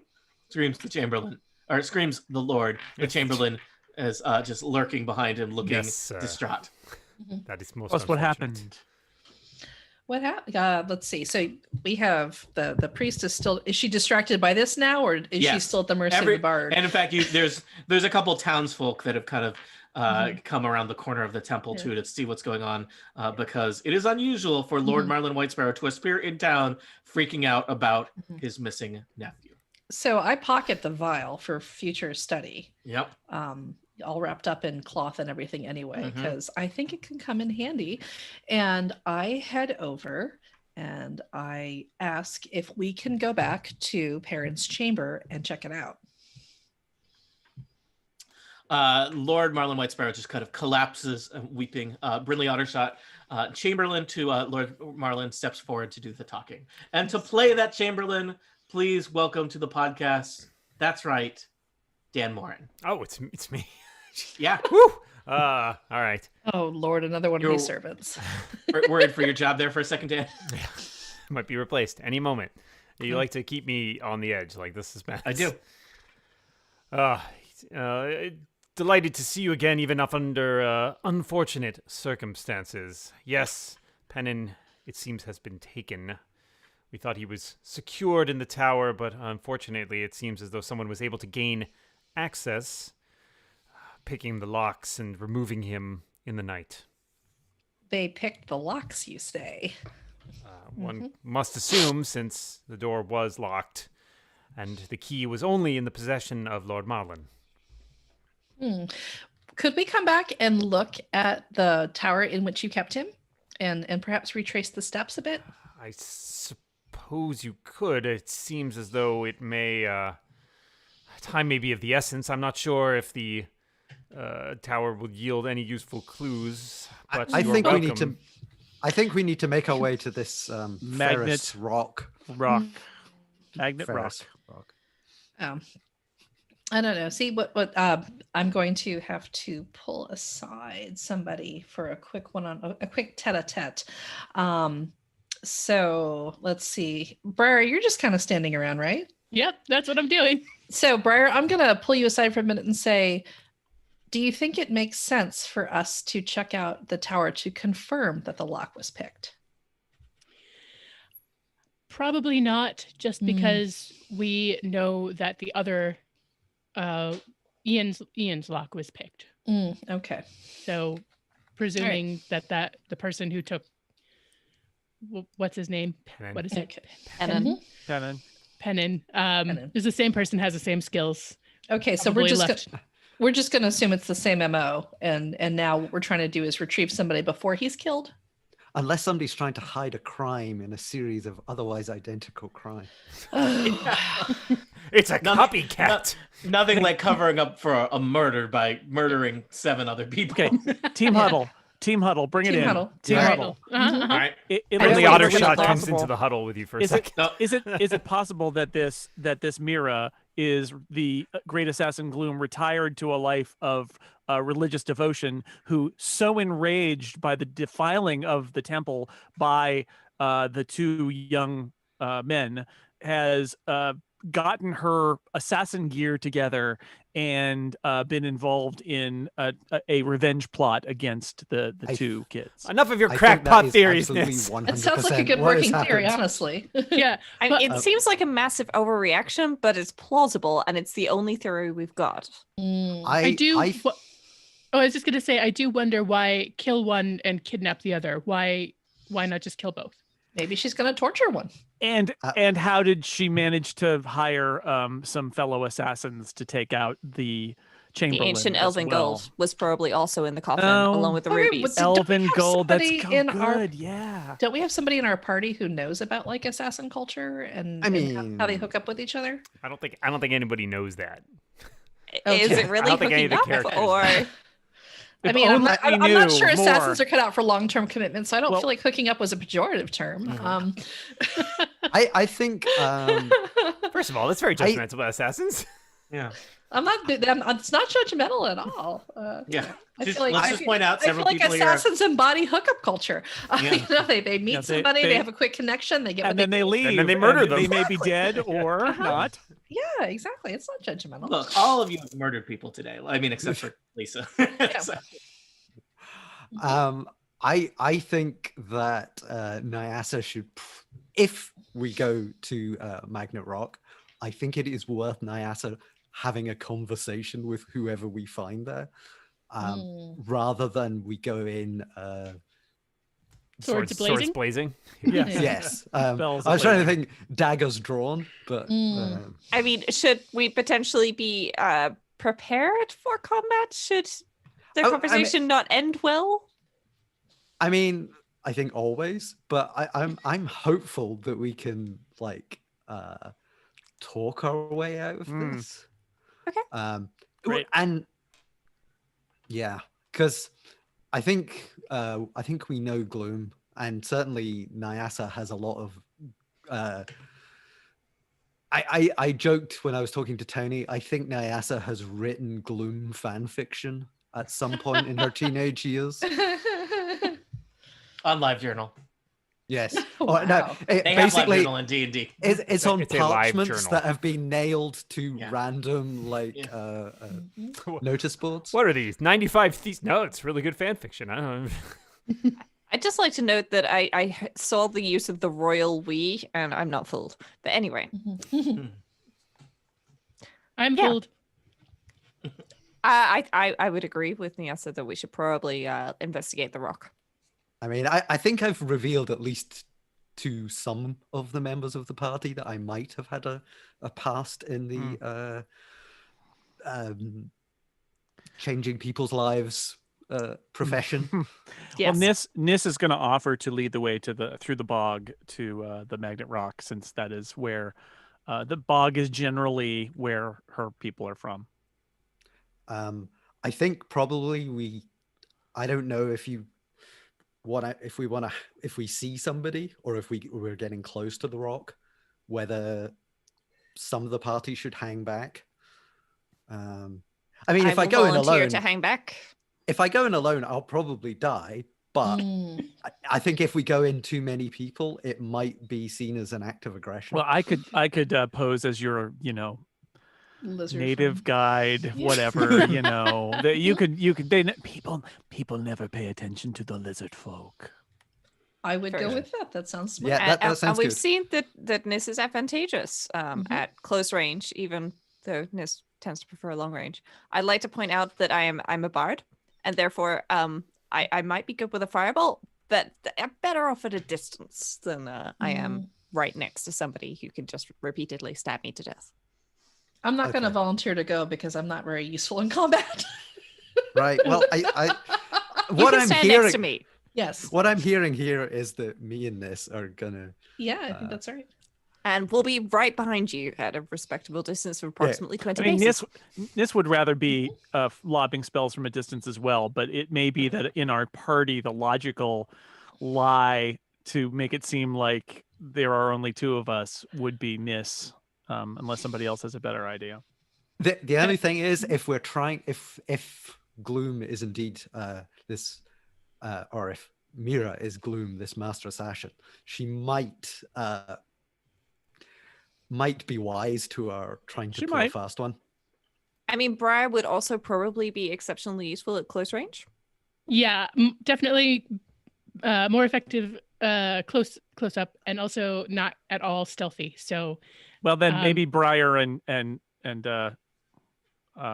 Nyasa should take the lead, and the other three will hang back in the weeds. And you know what? If Mira is Gloom and spots us, then so be it. We're not. That's so be it. I think Okay. we're all hopeful that it's going to be one of these things where we have a conversation and it's a very special episode of whatever show this is, where it's like, it's okay. Those kids were bad, but you shouldn't have killed them. Yeah. Kind of like something like Well, that. I'm been saving up all my persuasion checks here. So Yeah, good. And also, Gwendiel, we're probably going to need some of your fabulous healing skills, because I'm guessing the Penna may not be in the best of shapes when we find him. All Possibly right. slightly We'll see. triangular. All right. All right. I will load up my arsenal of spells. Shall All we right. go to the bog? To the Yeah. bog. Everyone's Bog to the favorite bog. place to go. The bog. Squelch, squelch, nature squelch. tour. Nis, it is it is your favorite terrain. It is where you are at home. You lead your way, and I'm going to say Nis knows the direct path. It's probably not. Perhaps we'll say the driest path, but it is the direct path to the Magnet Rock. Magnet Rock. You kind of push through the foliage and see Magnet Rock in a clearing. I've got a map. I'm going to take you all to. Squelch, squelch, squelch. Squish, squish, squish, squish. Oh, my boo. And so you arrive at a clearing with a huge outcrop of a kind of iron-laced rock jutting high up out of the ground.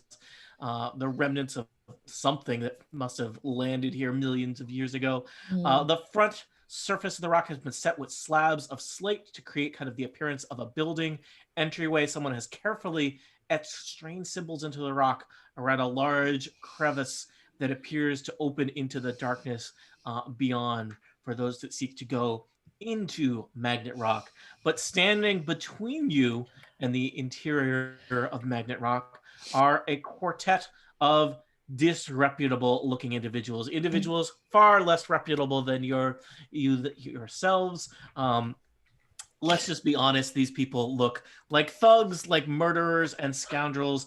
They're standing there wearing kind of stern faces, leather armor, beady eyes, kind of stone clubs and bone-bladed axes, which seem somewhat strange, and all of them sporting a variety of tattoos that look not so friendly. One of them has he's wearing kind of a leather vest, and he's got a big chest tattoo depicting a pair of bloody axes, which seems like it might be the symbol of some kind of mercenary gang.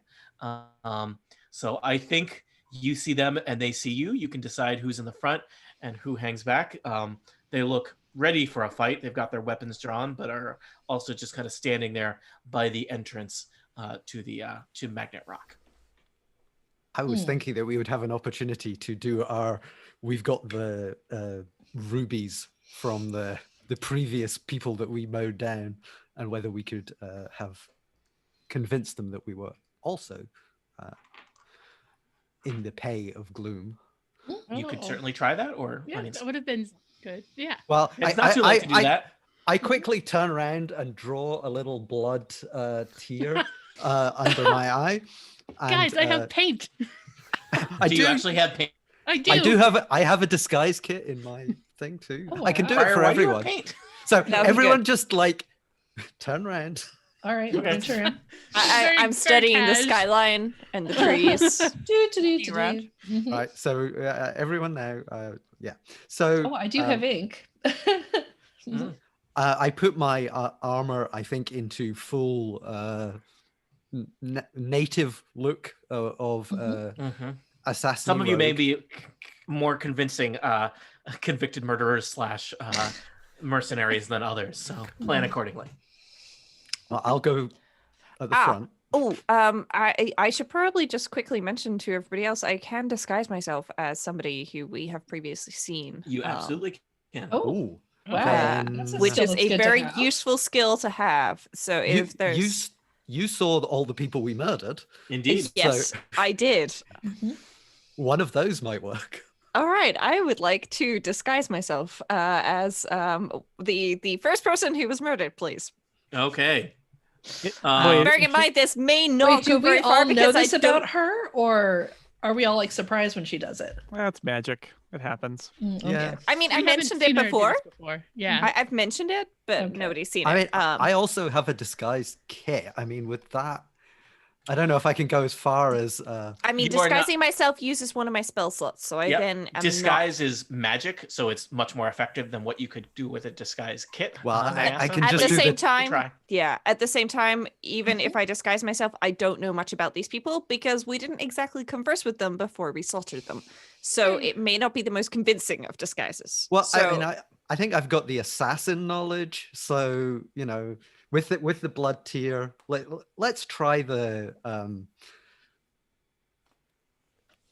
The subterfuge. yeah. We like a bit of subterfuge on this podcast. I like really any good at plan. deception That, and sleight of hand. I like any plan that doesn't involve rope. Please continue. Oh, well, let us walk straight up to them. Am I Is this disguising all- myself first or not? Yes. Yes, okay. You disguise yourself.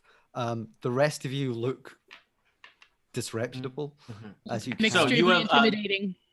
Denali, you have used magic to perfectly simulate one of the thugs that assaulted the Chamberlain.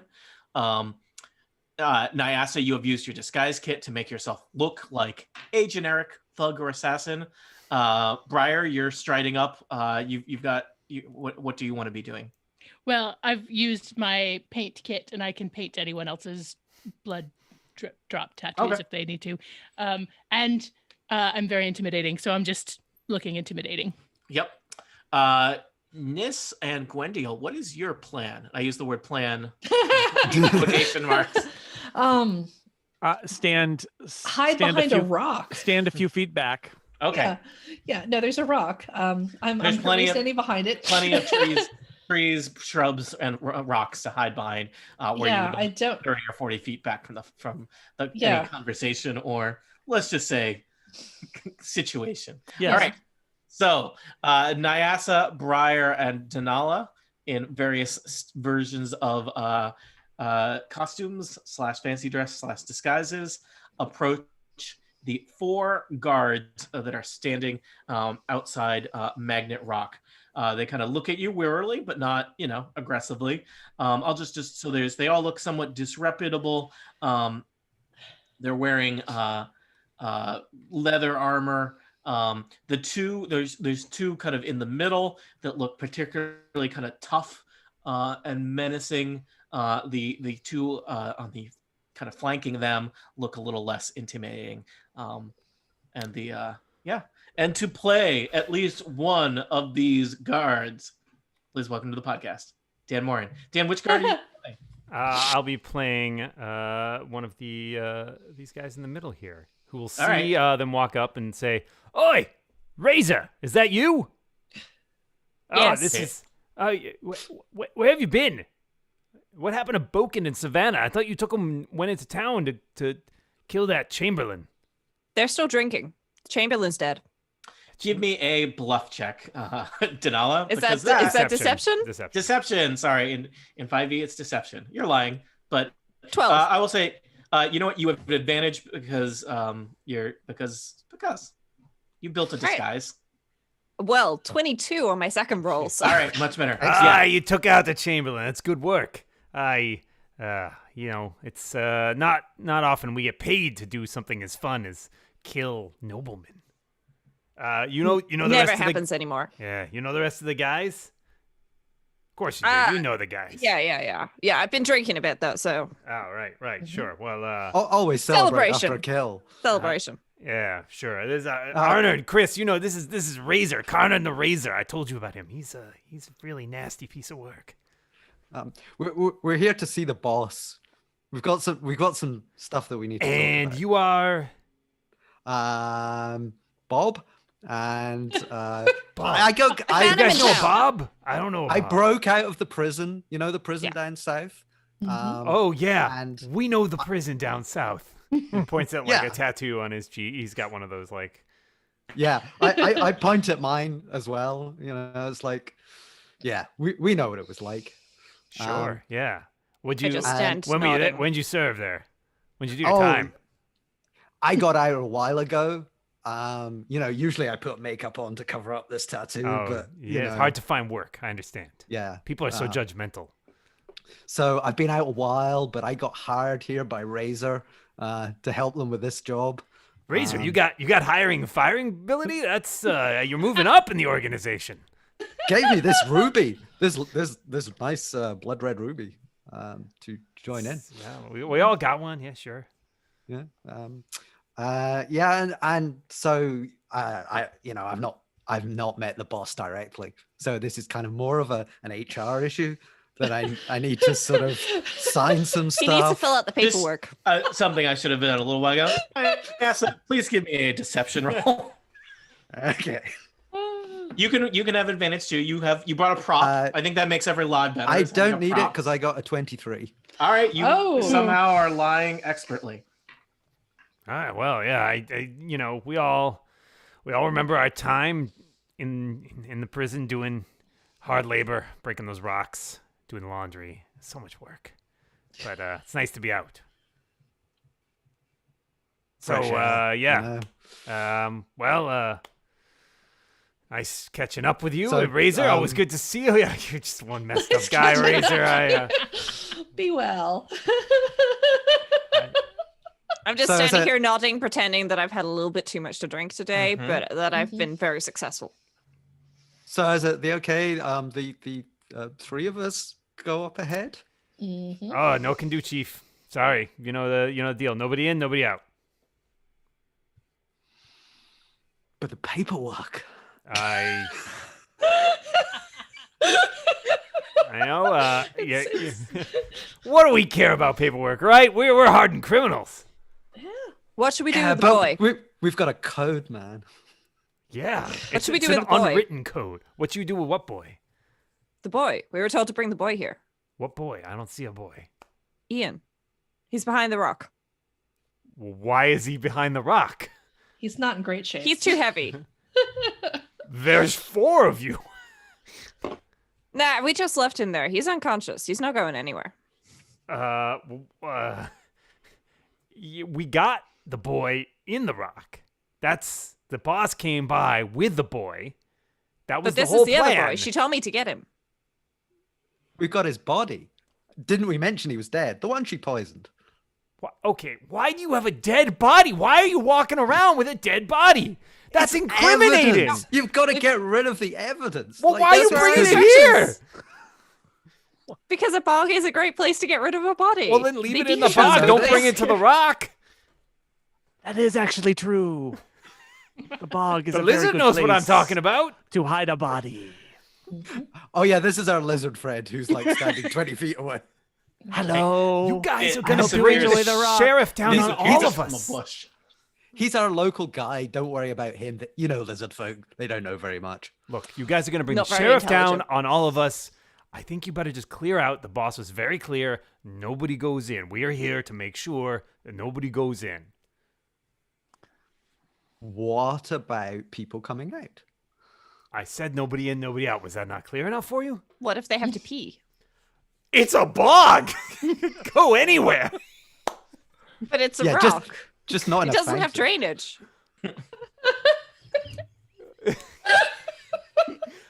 Oh god. Listen, Razor, I understand you've had a little bit to drink. But maybe you should just go back to town and keep drinking with the rest of them and just let us do our thing here.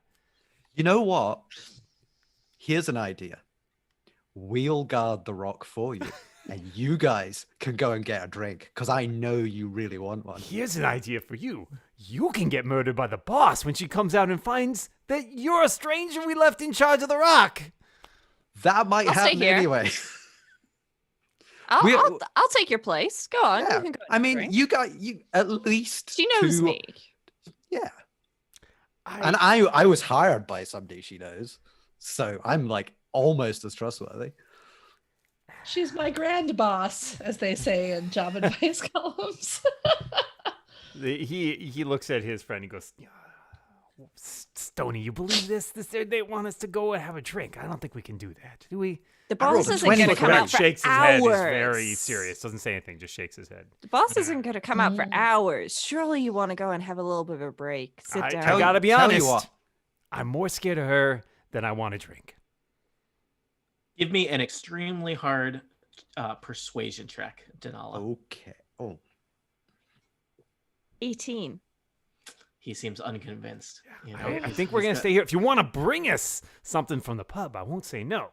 we I'm could not. do that. I'm a polite person. If I'm I offered a think- gift, You want I some will onion soup partake too? of it. I'm a polite I would person. love If some offered a onion gift, soup. I will take. I think we could bring the 4 of you a really nice beer. Why don't we And go some onion soup. Mhm. and Sure, some onion soup? Why don't we do that? Ooh. that would be very kind of you. I respect you as a former fellow inmate. I It's like trust Damon you. Runman has entered the chat. Your tattoo is very shiny. It looks new. He polishes it daily. Oh, Yeah, you got to be proud of this, man. You got to show. I thought you said you Shiny covered Bob. it with makeup. Yeah, that's why he has to polish it every time he takes the makeup off. All right, I don't really understand. Tell you what, we'll go get you some.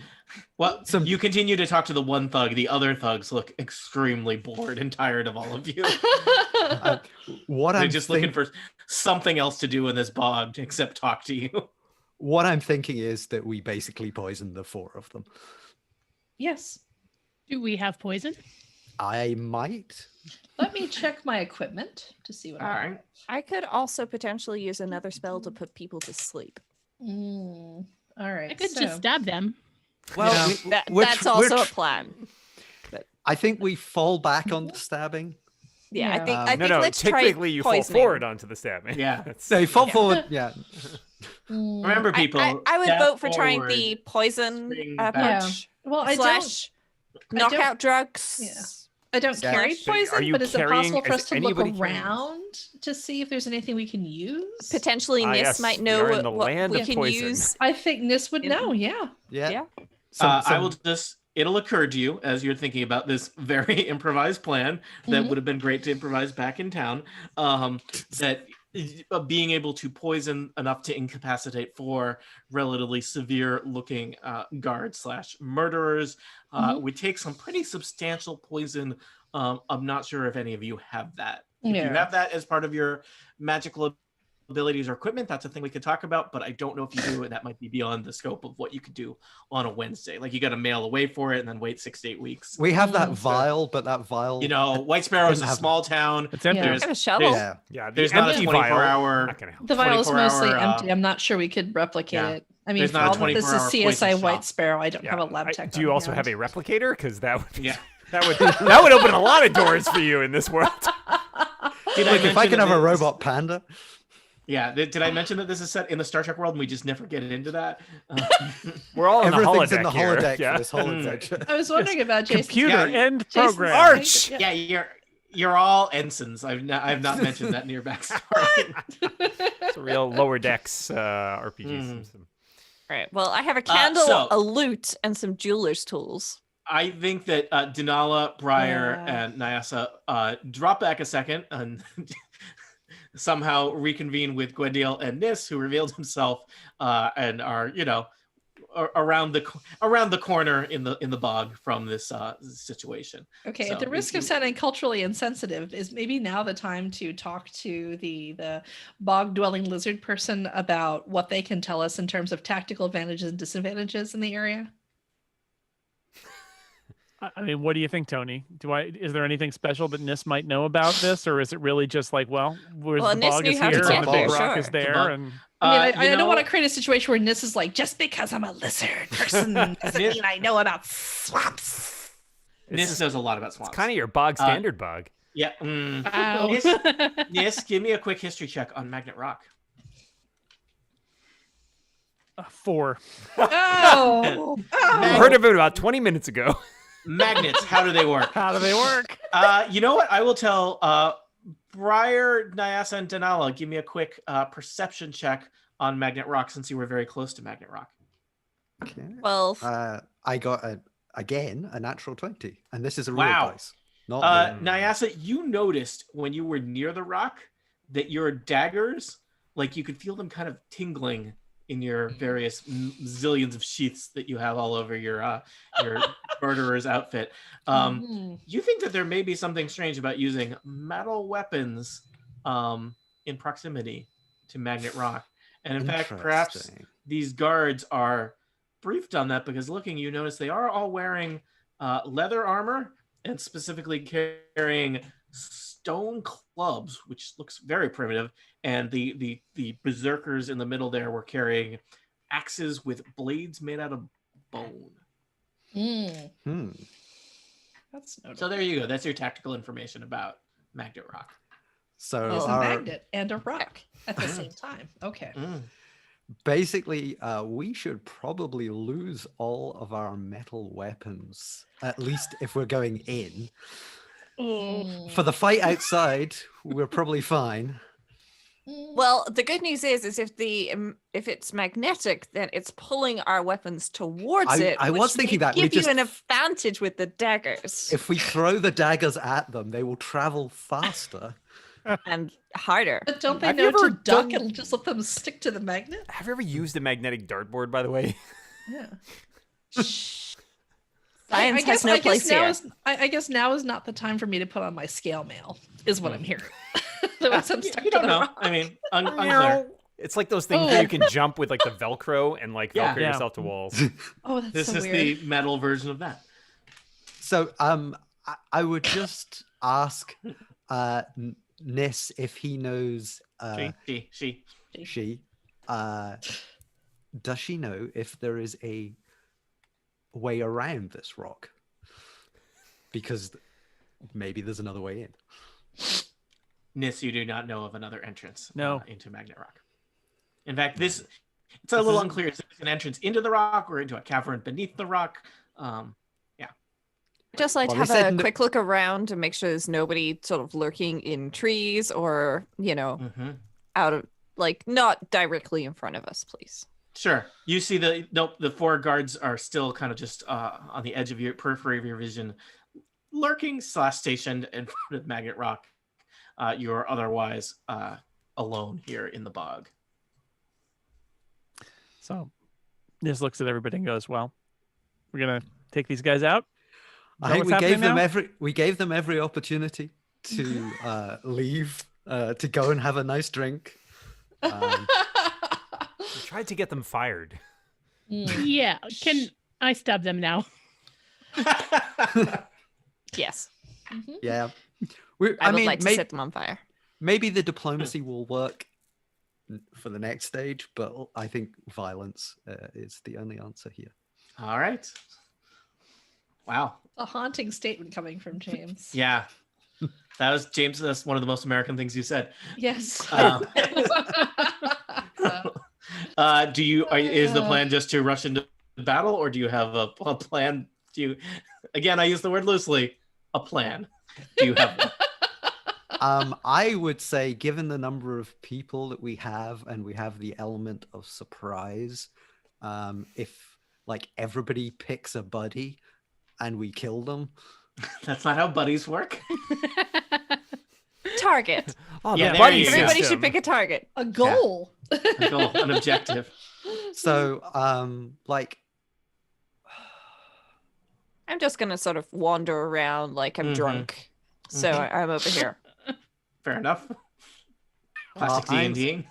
Great detail. Yeah, everybody pick a target. so I'm gonna go up to this tree. I think that's a tree, Yeah. Yes. and I'm gonna attempt to hide behind the tree. Okay. Stealth check. Yep. I have rolled 26. All right. Nyasa stealthily sneaks up through the foliage and takes up a position behind a tree within 10 feet of the nearest guard guarding the front of Magnet Rock. What do other people want to do? I Briar? would like to Oh, also try and hide Denala? behind my tree, if possible. All right, please. Denala, give me a quick stealth check. I just did it. 17. All right. You can also get relatively close to the guards, hiding behind trees and rocks and shrubs if you want. So you can be like here if you wanted. Cool. Nis? Nis is standing there. Mhm. All right. What are we doing? Yeah. What's your we are strategy? gonna- We're Who- attacking. Two of your friends have already left this. We are going No, to. it's clear. We're gonna take them out. I don't need to be closer than this. So All right. why would I go anywhere? Nis is just behind a shrub, a good distance from the guards. Gwendale, you are already behind a rock. Do you want to do anything different? No, I think I'll stay there for now. All right, Briar, what's your plan? I'm a cleric, not a fighter. Yeah. Briar? I think I'm going to approach our friend. I've forgotten his name, and as if I'm going to talk to him, but then just stab him.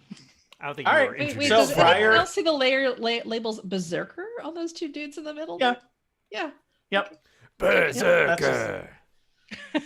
Briar, you just Kill stride all across. humans. Briar, you just stride across the swamp.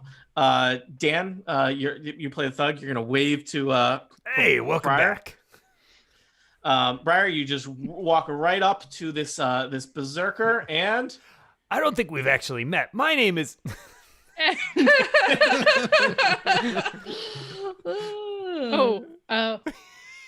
So I don't know how this works. I just stab him. Nope. But that's a. Do we have to roll initiative, or do I get? you're gonna do that, and then you're gonna roll initiative, basically. Okay. I feel bad for this guy. I'm sorry. That was. Not- I like to bring a not little that life bad. to the character. So that's sorry, that's a 19. Yep, that'll hit a berserker. Oh. Yeah. So you just stab him basically like in the side. Cuts right that's my right through favorite his side. leather armor.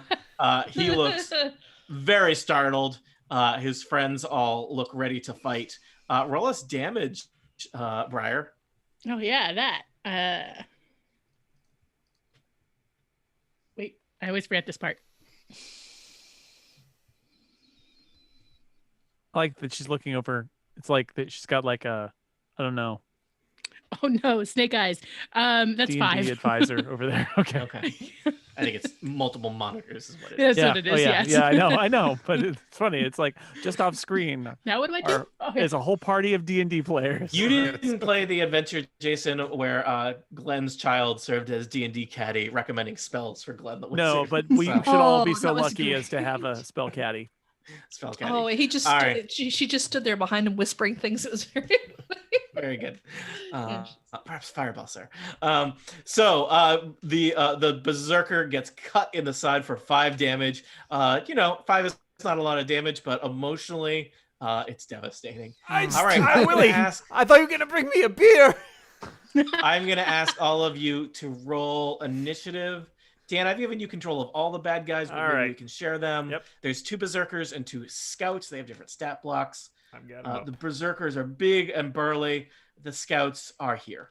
The scouts are being paid. But Okay, so my plan to go for a scout was not a terrible one.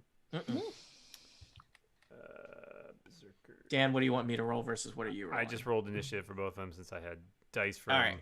They did both pretty poorly, though Oh. the berserkers did worse. They got So I think basically Briar specifically got a surprise round, which we've done. I think you weren't exactly all coordinated in your attack, but you were basically able to position yourselves. So Nyasa and Denala, the guards don't know where you are until you reveal your location by attacking from it, and Gwendiel and Nis have hung back behind some cover. Lisa, did you roll initiative for Gwendiel? No, I can do that right now. Do that right now. Let me do that. Rolling initiative for Gwendiel.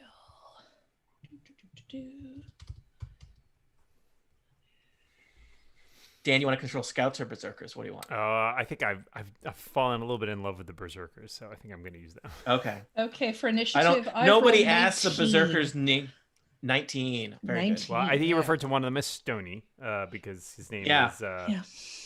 Stonehammer. Stonehammer, and that is Heavy Wallace. Yeah. That you just stabbed. Nobody in the asked side. Heavy Wallace's Heavy name. Wallace? Nobody asked Oh, Heavy that's a Heavy great Wallace. name. Oh my gosh. He's a great guy. I'm If gonna you got to rename know him. him. No, I just really like the name Heavy. Now I want to get a cat so I can name it Heavy Wallace. I think that'd be a great name for an animal. Come here, Heavy Wallace. Is it just me, or do we only have one berserker in the turn order list? It's both. They're both They acting move same They back. go together. They're Yeah. twins. Yeah. All right. All right. So let me resort here and give All you right. the order. So first up will be Nyasa, followed by Gwendiel, followed by Briar, followed by Nis, followed by the Scouts, followed by Denala, and Heavy Wallace and Stonehammer bringing up the rear of the initiative order. I've got everybody in there, right? Yeah. All right, Nyasa, you are concealed behind a tree. You have seen your friend Briar just take a chunk out of Heavy Wallace. What are you going to do? So I'm hidden, which I think Mhm. gives me advantage. And if I have advantage, I can do sneak attack. Mm. So I am going to throw my first dagger at Heavy Wallace. Okay. And I have rolled... Your dagger range is significant, so we don't care that Heavy Wallace is 30 feet away from 20 feet away. I think that's within my range so. anyway. I rolled 24 to hit. Oh God, that dagger like goes right into like Heavy Wallace is like looking down at his ribs where he's been cut by Briar, and then suddenly there's just a dagger in his right shoulder. Like he just where did that like even come from? Yeah. Oh.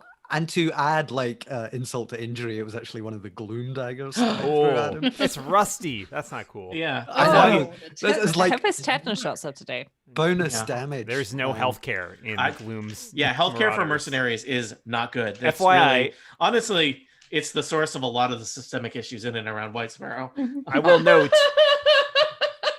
note that dagger range is only 20 feet. So if you get any farther away, you're dealing with disadvantage.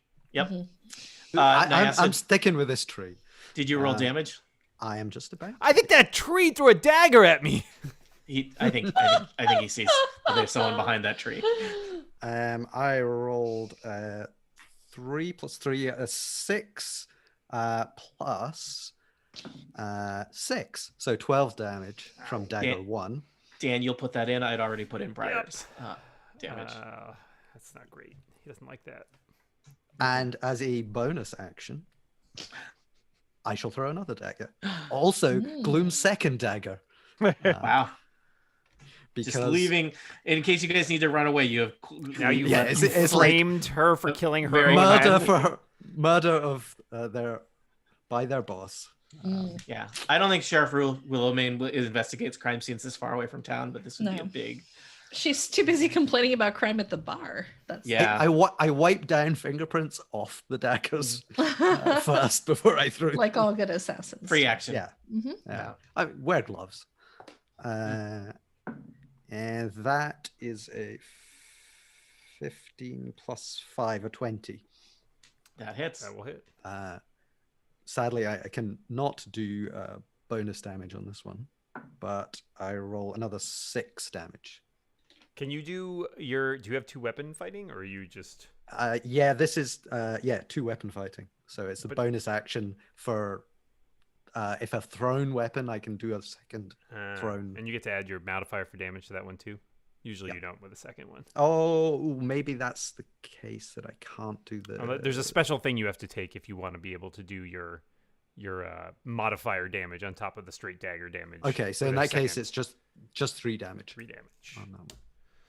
Ah, daggers and stabbed. Oh, this day. It's Wednesday. Wednesday's usually my favorite day. Oh, I'm gonna miss Heavy Wallace. I'm really investing in him. I was just hanging out with my friend's watches in Top Hat Junior. No, Dan. He's really angling to get himself on the spin-off.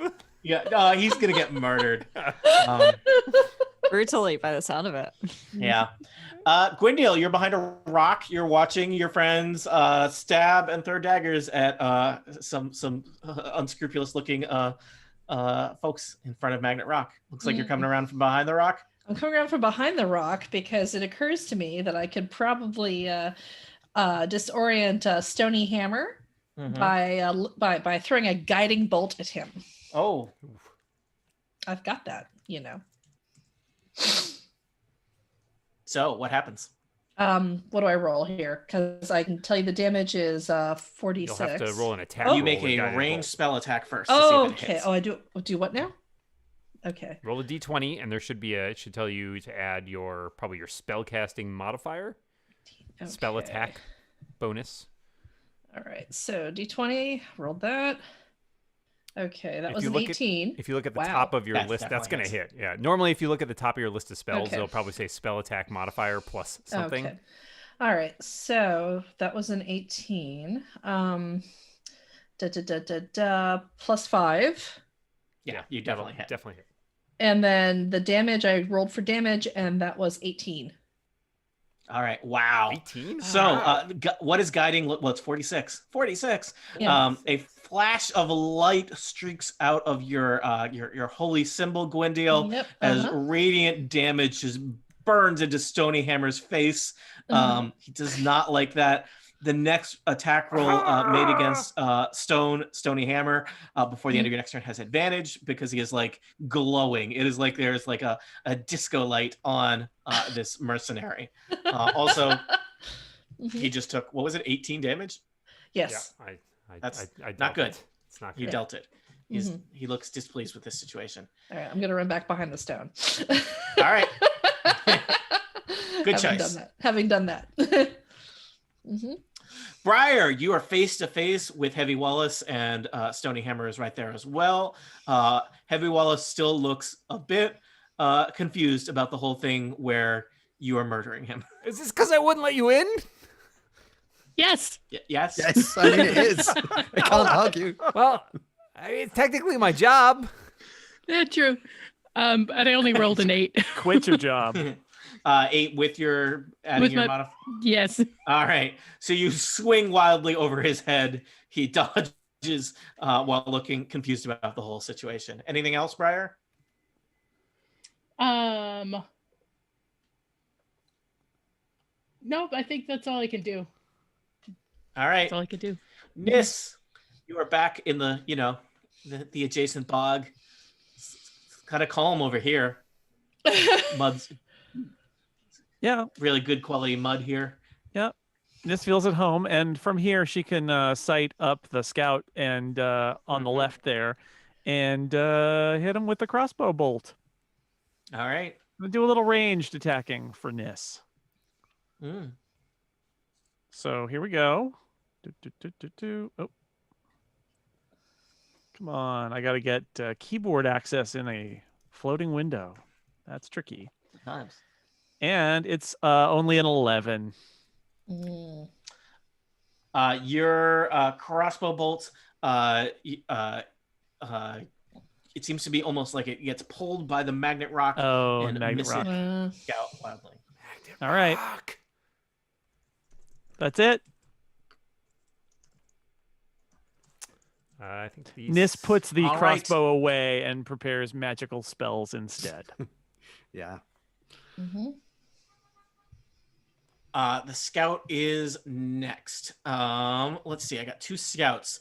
On the left is Arnor. Arnor has seen. Well, Nis, you fired at him. Arnor is going to take out a longbow and fire back. A little sniper fight here. Let me just check. Do I have cover? No.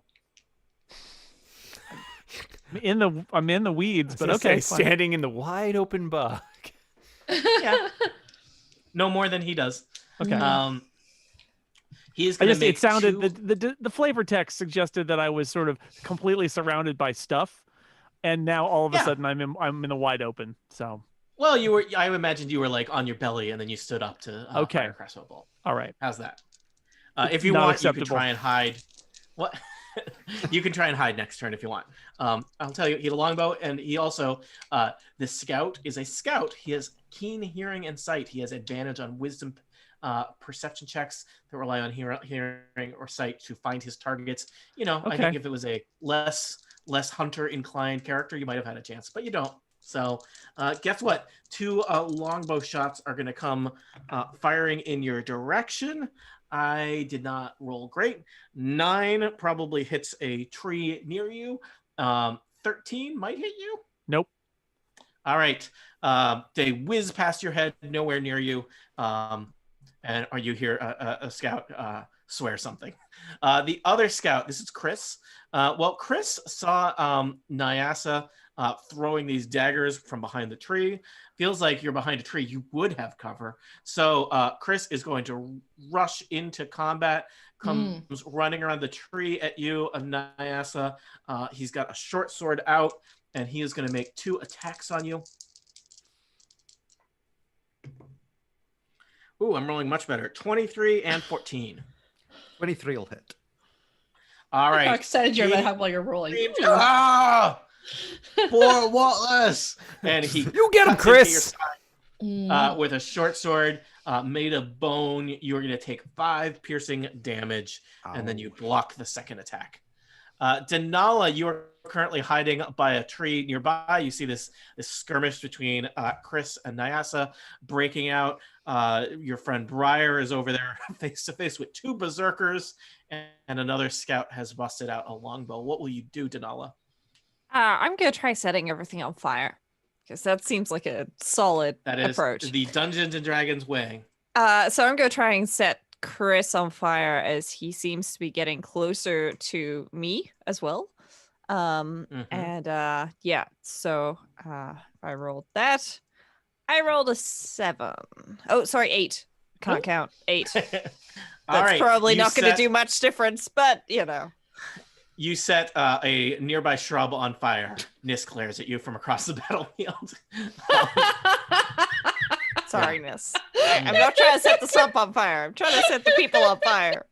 To be fair, it is a swamp. It's unlikely to spread to the other parts of the swamp. Thanks, you're very well hydrated. But yes, you did not set a guard on fire. You set part of the swamp on fire. Thanks for trying. Yeah, I mean, that was anything else, Denala? I don't believe I can do anything else. All right. Actions in combat. Yeah, just the one, I think. By casting your attack, also, you have probably revealed your location here. But there's a possibility that people will be distracted by the swamp being on fire. So maybe they aren't aware of my precise location. Just maybe. Heavy Wallace and associate berserker Stonehammer, Stony to his friends. It is your turn, Dan. Yeah, you guys are not his friends. Well, Heavy Wallace he looks, Briar, you see in his eyes just a little bit like a tinge of sadness and disappointment as he, breaks out his axe and says, it's not personal, and he takes a swing at you. Is he berserking, Dan, or not yet? He is berserk. He's not. Well, he's attacking. It's not personal, berserk. He's I dropped with my d20s. I was like, where did they go? They fell on the floor. He is attacking, perhaps recklessly, if not berserkly. Yes, so he's attacking. So he's gonna get advantage, but you will also have advantage to hit him next time. Mm-hmm. And he gets 1 attack. Let's see how this goes. That's where I went to grad school. Berserker, you. Berserkly. Nice. Heavy Wallace rolled a critical. Briar, this May 25.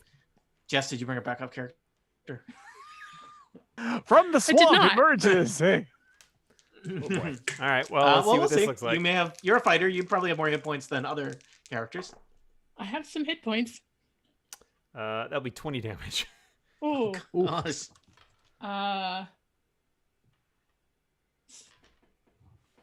Do you have more than 20 hit points?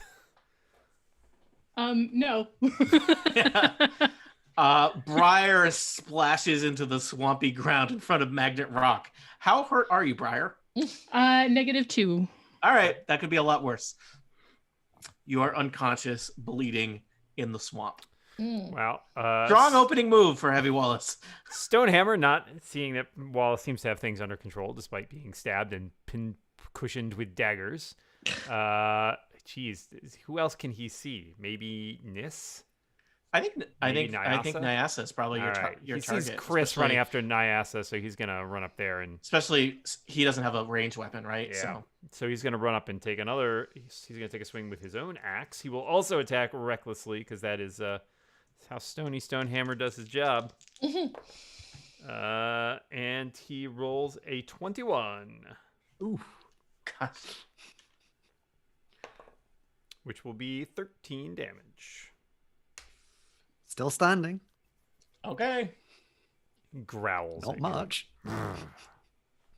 Man, a few words, Stonehammer. Yeah.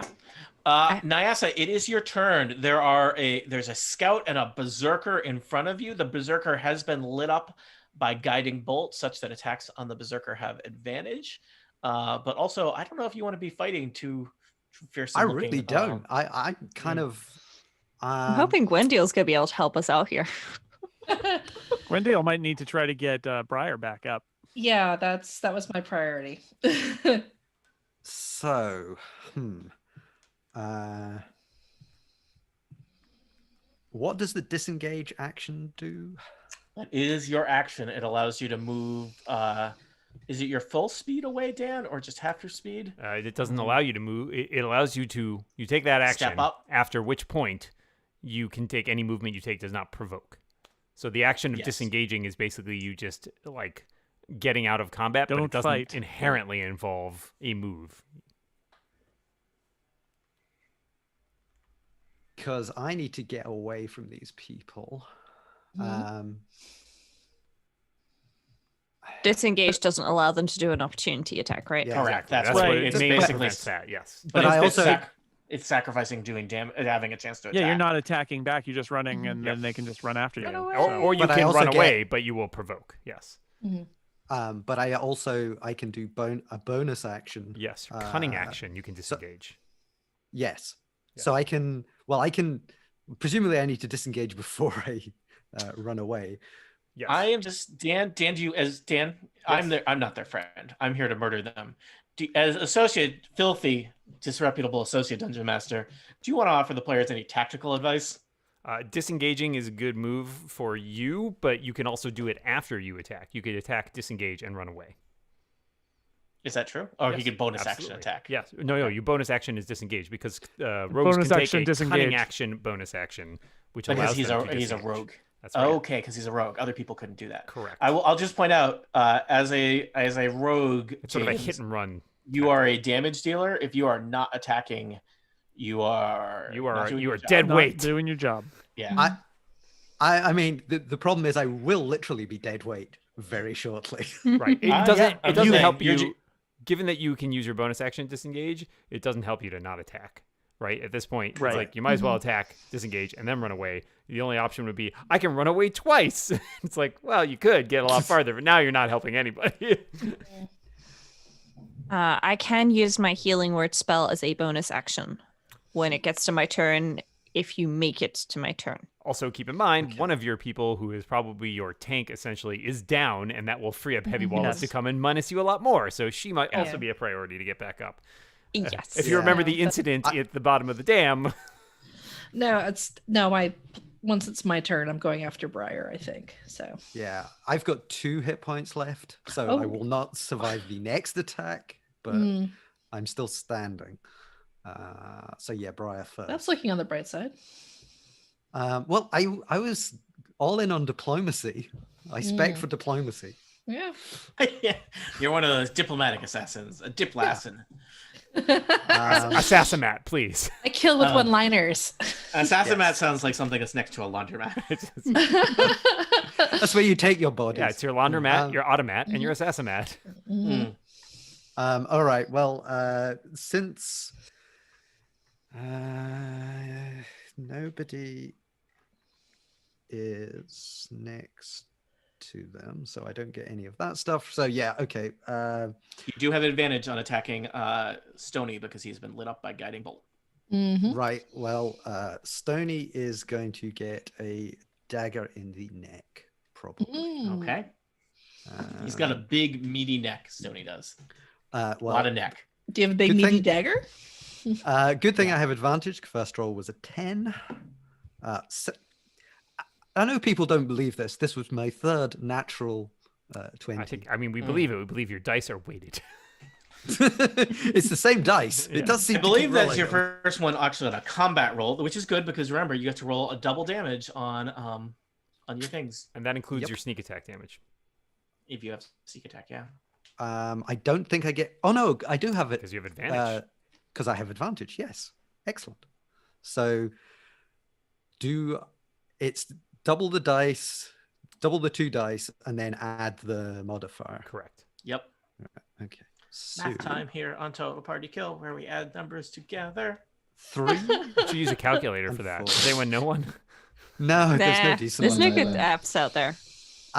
That was a 3 and a 4. God. So 7. yes, Sorry, that was just from PCalc here. Told me 7. Yeah. that was 17 total damage. Okay. 17. You plunge your dagger into oh, Dan, I'll let you do it. I was going to do the math there. You plunge your dagger into Stoney's neck. I believe that there's a spout of blood. He's still coming at you. He is mad, but he is severely wounded at this point. You could say he's bloodied. I am going to disengage and run away. And so you do. And I will Brave run. Nyasa bravely ran away. I shall run behind this tree. All right. I may attempt to hide behind it. I think you may. Yeah. Unfortunately, that's really would be an action. So they know you're behind that tree. I know. All right. Currently, they do. Yeah. Gwendale, you are behind a rock because all we do is stand behind things and get murdered here in Dungeons and Dragons. Rocks and trees, the doorways of the bog. So your friend Nyasa is there, deeply hurt. You see Nis over in the shrubs. You see Briar face down in a bog in front of Magnet Rock. Oh, wow. Well, it's tough because Briar's our tank. It's useful to have a tank. Yeah. Running in to cast a spell on her makes me tremendously vulnerable to Heavy Wallace, Scout, and Stony Hammer.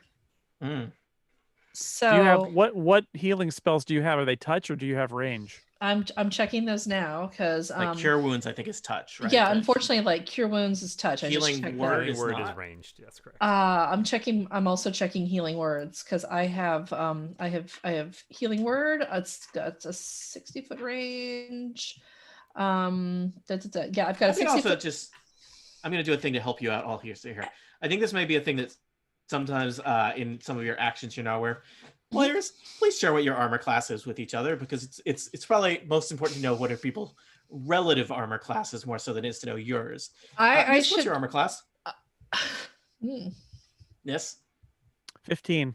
15. That's not bad. Gwendale, what's your armor class? Mine is 18. Really good. You should not be afraid of things. Clerics, Why are you hiding?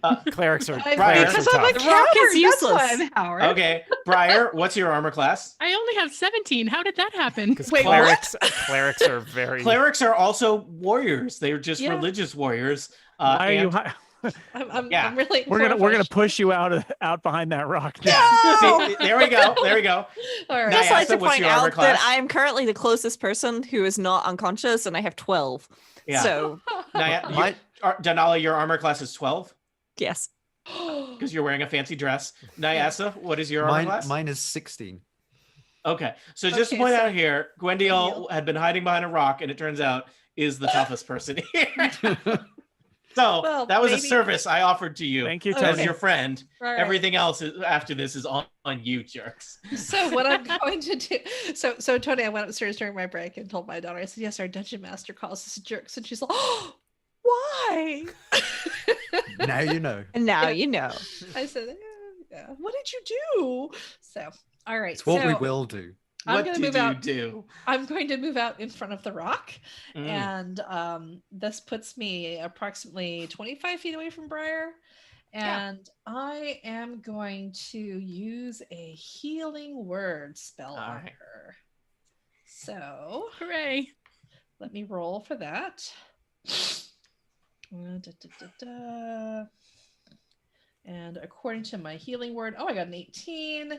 And a creature of your choice that you can see within range regains hit points equal to 1d4 plus your spellcasting ability modifier. So 18 plus that would be wisdom, whatever your wisdom is. Roll a 1d4. You don't have to roll. It's just the 1d4. okay. So just 1d4. All right. 1d4 plus your Plus wisdom. whatever your modifier is. Okay. So math is hard. Okay, the modifier for this is 8. No, it'll be less than that. It's just your wisdom. It's just my wisdom?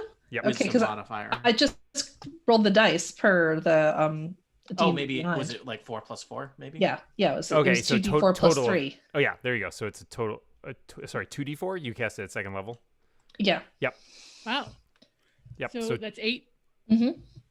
And my wisdom is a 16 with a plus 3 modifier. So I think it may have. If you just rolled 2, did you just roll 2d4? It was like. Yeah. And that gave you a total of 8 because you got 2 4s. Yeah. Okay, so then plus the 3, yeah. So it would be 11. Okay. Wow. That's Thanks. yeah. It turns out, Gwendiel, your character has been drawn as wearing like fancy robes, but you are like under those fancy robes have like golden chainmail and like a spell book full of high level spells. It's true that I do Probably have the ceramic, chainmail. right? So Yeah. I should, well, actually, according to my equipment list, in terms of the chainmail that I have,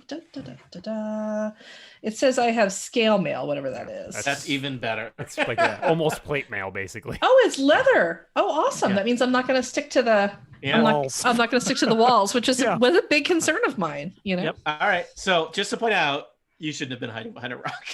Okay, You should so be this is to mean I should not- murdering people left and right. Okay, That's okay. We had to have this talk with James Yes. for his last character, where Yeah, All James right. was the James- toughest of all of us and was hiding. All right, so I'm just going to hang out by the rock, though. We got All Briar right. back up again, right? Yeah. That was my. I don't have to do anything else this turn, or should I just go ahead since I'm feeling pretty good about healing Briar? I can continue to do things. What is my next move here? If It's, you could do any bonus thing to heal me, that would be great. But if you can't, maybe next time. Okay, I think you only get a single bonus action, right? Yeah. Dan? Yeah. Correct. And So you can't cast Gwendiel, here's your. spells I think twice. and healing word was a bonus action. So Yeah. you've healed Briar. Briar is in fact doing pretty good, right? You're at like half health, Briar. Yeah, half health. The 11 starts from the 0, not from -2. You're still on the Oh, it does. ground in the mud. Yeah. And I have more than half health. Yeah. Woo. Gwendiel, you still have an action left. Oh, so okay. I don't know if you want to, which could be any kind of attack on any of these unscrupulous jerks. Well, you know, I do happen to I like the kill, murder. In terms of attack, I do happen to have a crossbow. Mm-hmm. Now, I don't know if you noticed, but with the magnetic situation, Nist fired a crossbow and it missed because it's I all will tell metal. you, the effect of a magnet diminishes the further you are from people. I would say that probably Stony and Chris are further away from the magnet than Heavy Wallace and Arnor. Although Stony is already struggling because he's pretty bloody, right? Yeah, you also would have advantage on Stony because you lit him up with that guiding bolt. So he might be a you know what? prime I also have a target. mace. So why don't I just come in and see if I can hit him with my mace? Thwack him. Remember, like literally 2 minutes ago, when you were a person to hide behind rocks, and now you're a person that beats people to death in a bog. So that's character development. It is. It is. Well, now that you've the real murderer was inside me all along. Thank you, Lisa. I've known that about you. Lisa, I've known that about you for years. The murderer is in your body. No one else is a Sons of Anarchy podcast. If it's Yeah. All right. So tell me what I'm rolling here. You rush forward inside the house. Roll 2 d20s and take the higher. And then add whatever your modifier for your mace is. It's probably, some number that's less than 5 and more than 2. Okay. I don't know. So the highest was a 19. The modifier right. You is a hit. 1. Yeah. Yes. Okay. You don't have to do math on 19s. You wallop him in the side of the head with a mace. Does it say what a mace does for damage? It says 1d6 minus 1. All right, roll 1d6 minus 1. All right, let me roll that. That seems like not the most effective mace, unfortunately. No, and Think your unfortunately, I strength is only rolled a 3. All right, so you hit him in the side of the face for 2 damage. Some of his teeth pop out. Also, perhaps more importantly, you have got his attention. Oh, that's So- the worst part. You are much harder to hit than everybody else. You have the 18 AC. Yeah. It's the best part. Yeah. You are also a tank here. Okay. All right, Gwendiel, I think you're all set. Well, for a given value of all set, yes, I've now gotten Stony Hammer mad at me. Briar, you are conscious. Heavy Wallace may not be aware of that. You are lying on the ground at Heavy Wallace's feet as he glares around at your friends. What do you want to do?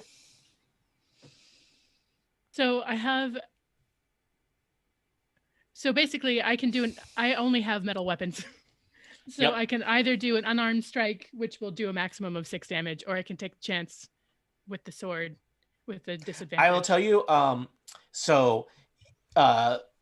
Heavy Wallace is berserking, which means he is easier to hit. He is standing next to a rock that is magnet, which makes him harder to hit. Those cancel out such that you have neither advantage nor disadvantage. Nice. All right, I'm gonna try that then. All right. Do you want to stand up first? Because it might be. Oh harder. yeah, I guess I should. I guess it's probably All right. harder to. Yeah, it fight is. while lying down. So All right, yes. you get up. Heavy Wallace is surprised. He thought he had murdered you. He's not used to. again? He's used to people. He's used to people staying murdered. Yeah, people don't get up Yeah. again when I hit him with my axe. Ooh, that's a good roll. 20. That's a good Yeah, roll. that is definitively a good roll. Roll some damage. Roll some damage. Oh yeah, this is where I failed before, multiple times. Oh God, what's it with the ones? All right, that's 10, I believe. 10. Solid. All right. Solid hit. All right, Heavy Wallace still there, not technically bloodied, despite the fact that he has been stabbed and daggered multiple times. He is very vexed. Ah, that was most annoying. All right. Anything else, Briar? No, I think. Well, no, I think we'll wait. Okay. Nis, you are in the bog, as you like to be. What would you like to do? I'm gonna Running for Go cover? run for cover, since I right. realize I need it, and then I am going to attack Heavy Wallace with a spell. Oh. What spell? It's Witch Bolt. Which bolt? Non-lethal or lethal? Lethal. Lethal Witch Bolt. All right. It is. Where is the +4? 14 + 4, 18. All right. Heavy Wallace is busy glaring at the not murdered Briar and gets hit in the side with a witch bolt. What even is that? Which kind of bolt was that? Who bolt? How bolt? What bolt? Why bolt? Why, Bolt? Why? He knows why. So that's 5 damage. All right. That's lightning got that? damage. Yep. I would say at this point, Heavy Wallace is bloodied. Great. And if I can keep my concentration, I just get to continue to deal 1d12 of damage against Yeah. him every The turn. Challenge will be every time you get hit with an arrow by Arner, you may lose concentration. Yes, that's why I'm behind this tree. All right. Arner is next. So I think Arner is going to fire 2 more shots at you. Let's see. You're going to have +2 bonus to your AC. Nis? Tree bonus. 3 bonus. One of those is good. One of those is not. I don't think a 12 was going to hit. A 12 was not going to hit you. 17 when you're hiding behind a tree. Will exactly hit me. All right. Ugh, right in the arm for 5. Nope, 6 piercing damage. And I believe you need to roll to maintain concentration. That's I believe so. Constitution check should be a 10. I think it's just You have DC 10. Yep, Yeah. beat a 10. 18. All right. You have no trouble. You're hurt, but you're still focused on electrocuting Heavy Wallace, as we Great. all are. Denala, you stand on the kind of the outskirts of the fight. You've seen your friend Nyasa retreat, and Gwendiel thunder in to take I his really place, don't want her to say place. this, but was Chris not supposed to do something as well? Oh, haha! Thank you. Oh, Chris- also, Sorry. here's some homework. Uh-oh. Yeah. Thanks, Rosemary. You're the best. You're going to give me some bonuses now, FYI. You get Yeah, maybe. inspiration. Chris, I forgot that I had 2 scouts. Chris steps out from behind Stony, and he's got his mean short sword. Some of Nyasa's blood is still dripping from it, and he is going to swing at Gwendiel. But Gwendiel is tough and hard to hit. Let's see. Gwendiel, I have rolled a 17 and an 8, which I believe we've established does not hit you because you are a tough murder machine. Denala, your turn. Wonderful. Yes. So you I'm heal? going. Well, that's a bonus action. I'm focusing on the actions first. Mm. You can have the bonus It's action in a not minute. all about you, James. Yeah. I think you'll find it is. Okay. I have a logistics question. If I aim for Stony with a firebolt and I miss him, is there a chance that I will hit Chris because he's right behind him? I don't think so. I think it's hard. You know, That's you got to remember that it's like we're in combat. People are actually kind of like moving around in their squares and whatnot. Then There are spells that like do a line of attack, but I don't think firebolt is one of them. No, it doesn't say that it is, but I thought I'd just check. There's like a wall of fire spell that would do that, for example, but you'll get that at higher levels. Yeah. I think I am gonna aim my firebolt at Stony Hammer, or because it seems like a good idea. And if this window will go away, then 23. That should hit, I think. Yeah, definitely. Is that a crit? No, I got 19. Okay. And then that's doing 5 damage. All right, Dan, you got that? Yeah. Chipping away at the berserkers.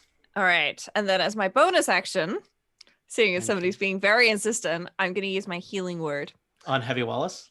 no. I'm gonna use this on Nyasa. Just Real just heel ask. turn there. Just asking. So just there checking. you go. So, creature, I can see Nyasa just about. There's trees Yep. in the way, but I know where she went. So let's see. I'm afraid that only does 4 healing. Well, It's positives, but it's 4. It's the not thought that 0. counts. 4 is good. So. All right. I think Denali, you all set? Yes. All right. The fight continues with Heavy Wallace and Stonehammer. Dan. Let's start with Stonehammer, who will mutely swing around towards Gwyndiel and swing his axe towards her. All right. Is he berserking or no? He is berserk he's been set on fire a little bit. He's been stabbed. He was Multiple bolted times. for a little bit. It was rough. I'm putting the berserk symbol on them. He rolls a 20. You will take Wow. 9 slashing damage. How bad off are you, Gwyndiel? Okay, so I took 9 damage. Yep. Mm-hmm. Damage. Let me. Well, I had 21 hit points to start with, so I'm down to 12. Yep. Okay, So so you that was had a the most significant hit blow. points of anyone and the I highest did. armored class. Oh my gosh. Okay. So, Meanwhile, Heavy Wallace faces off with Briar, and he looks like a little bit nonplussed at Briar's standing up again. It's like, what? Are you some sort of zombie or something? And then he tries to hit her with an axe. And he's very angry about her not staying dead. Wow, he rolled a 17. Ooh, my armor class is 17. Oh, he just gets you. That would be Oh. 9 slashing damage. Okay. oh, Not dead yet. Not dead yet. Really? All just did a right. healing word. And so the fight continues. You have yet to drop any of the scouts or berserkers, so lots of damage has been laid out on them. Will you be successful at defeating these surly, menacing mercenaries? Will you gain entrance to Magnet Rock? And what horrors lie within? Will you ever see the face of poor Pennon Whitesparrow again? Will you confront Mira or her alias Gloom? For answers to questions such as these, tune in next time to Total Party Kill. The end. Da-da-da. Dun, dun, dun. Okay. That was 2 hours of Dungeons and Dragons live stream slash Wow, bootleg. way to We go. hope you enjoyed that. I We feel plan bad to for be the back. poor person in the chat room who just came in with, ooh, a live stream. I can watch. Oh. Hi from Japan. Sorry. They can go I'm back and so they can watch sorry. the YouTube video at the beginning if they want, right? You'll have to rewind to the beginning. Yep. Yeah. We plan to be back next week with what Yep. perhaps will be the conclusion of this adventure. You never know with Dungeons and Dragons. They could all die in this fight, which is technically a conclusion. The conclusion. Conclusion. All right, Dan, why don't you take us off the air? All right. Goodbye, everyone.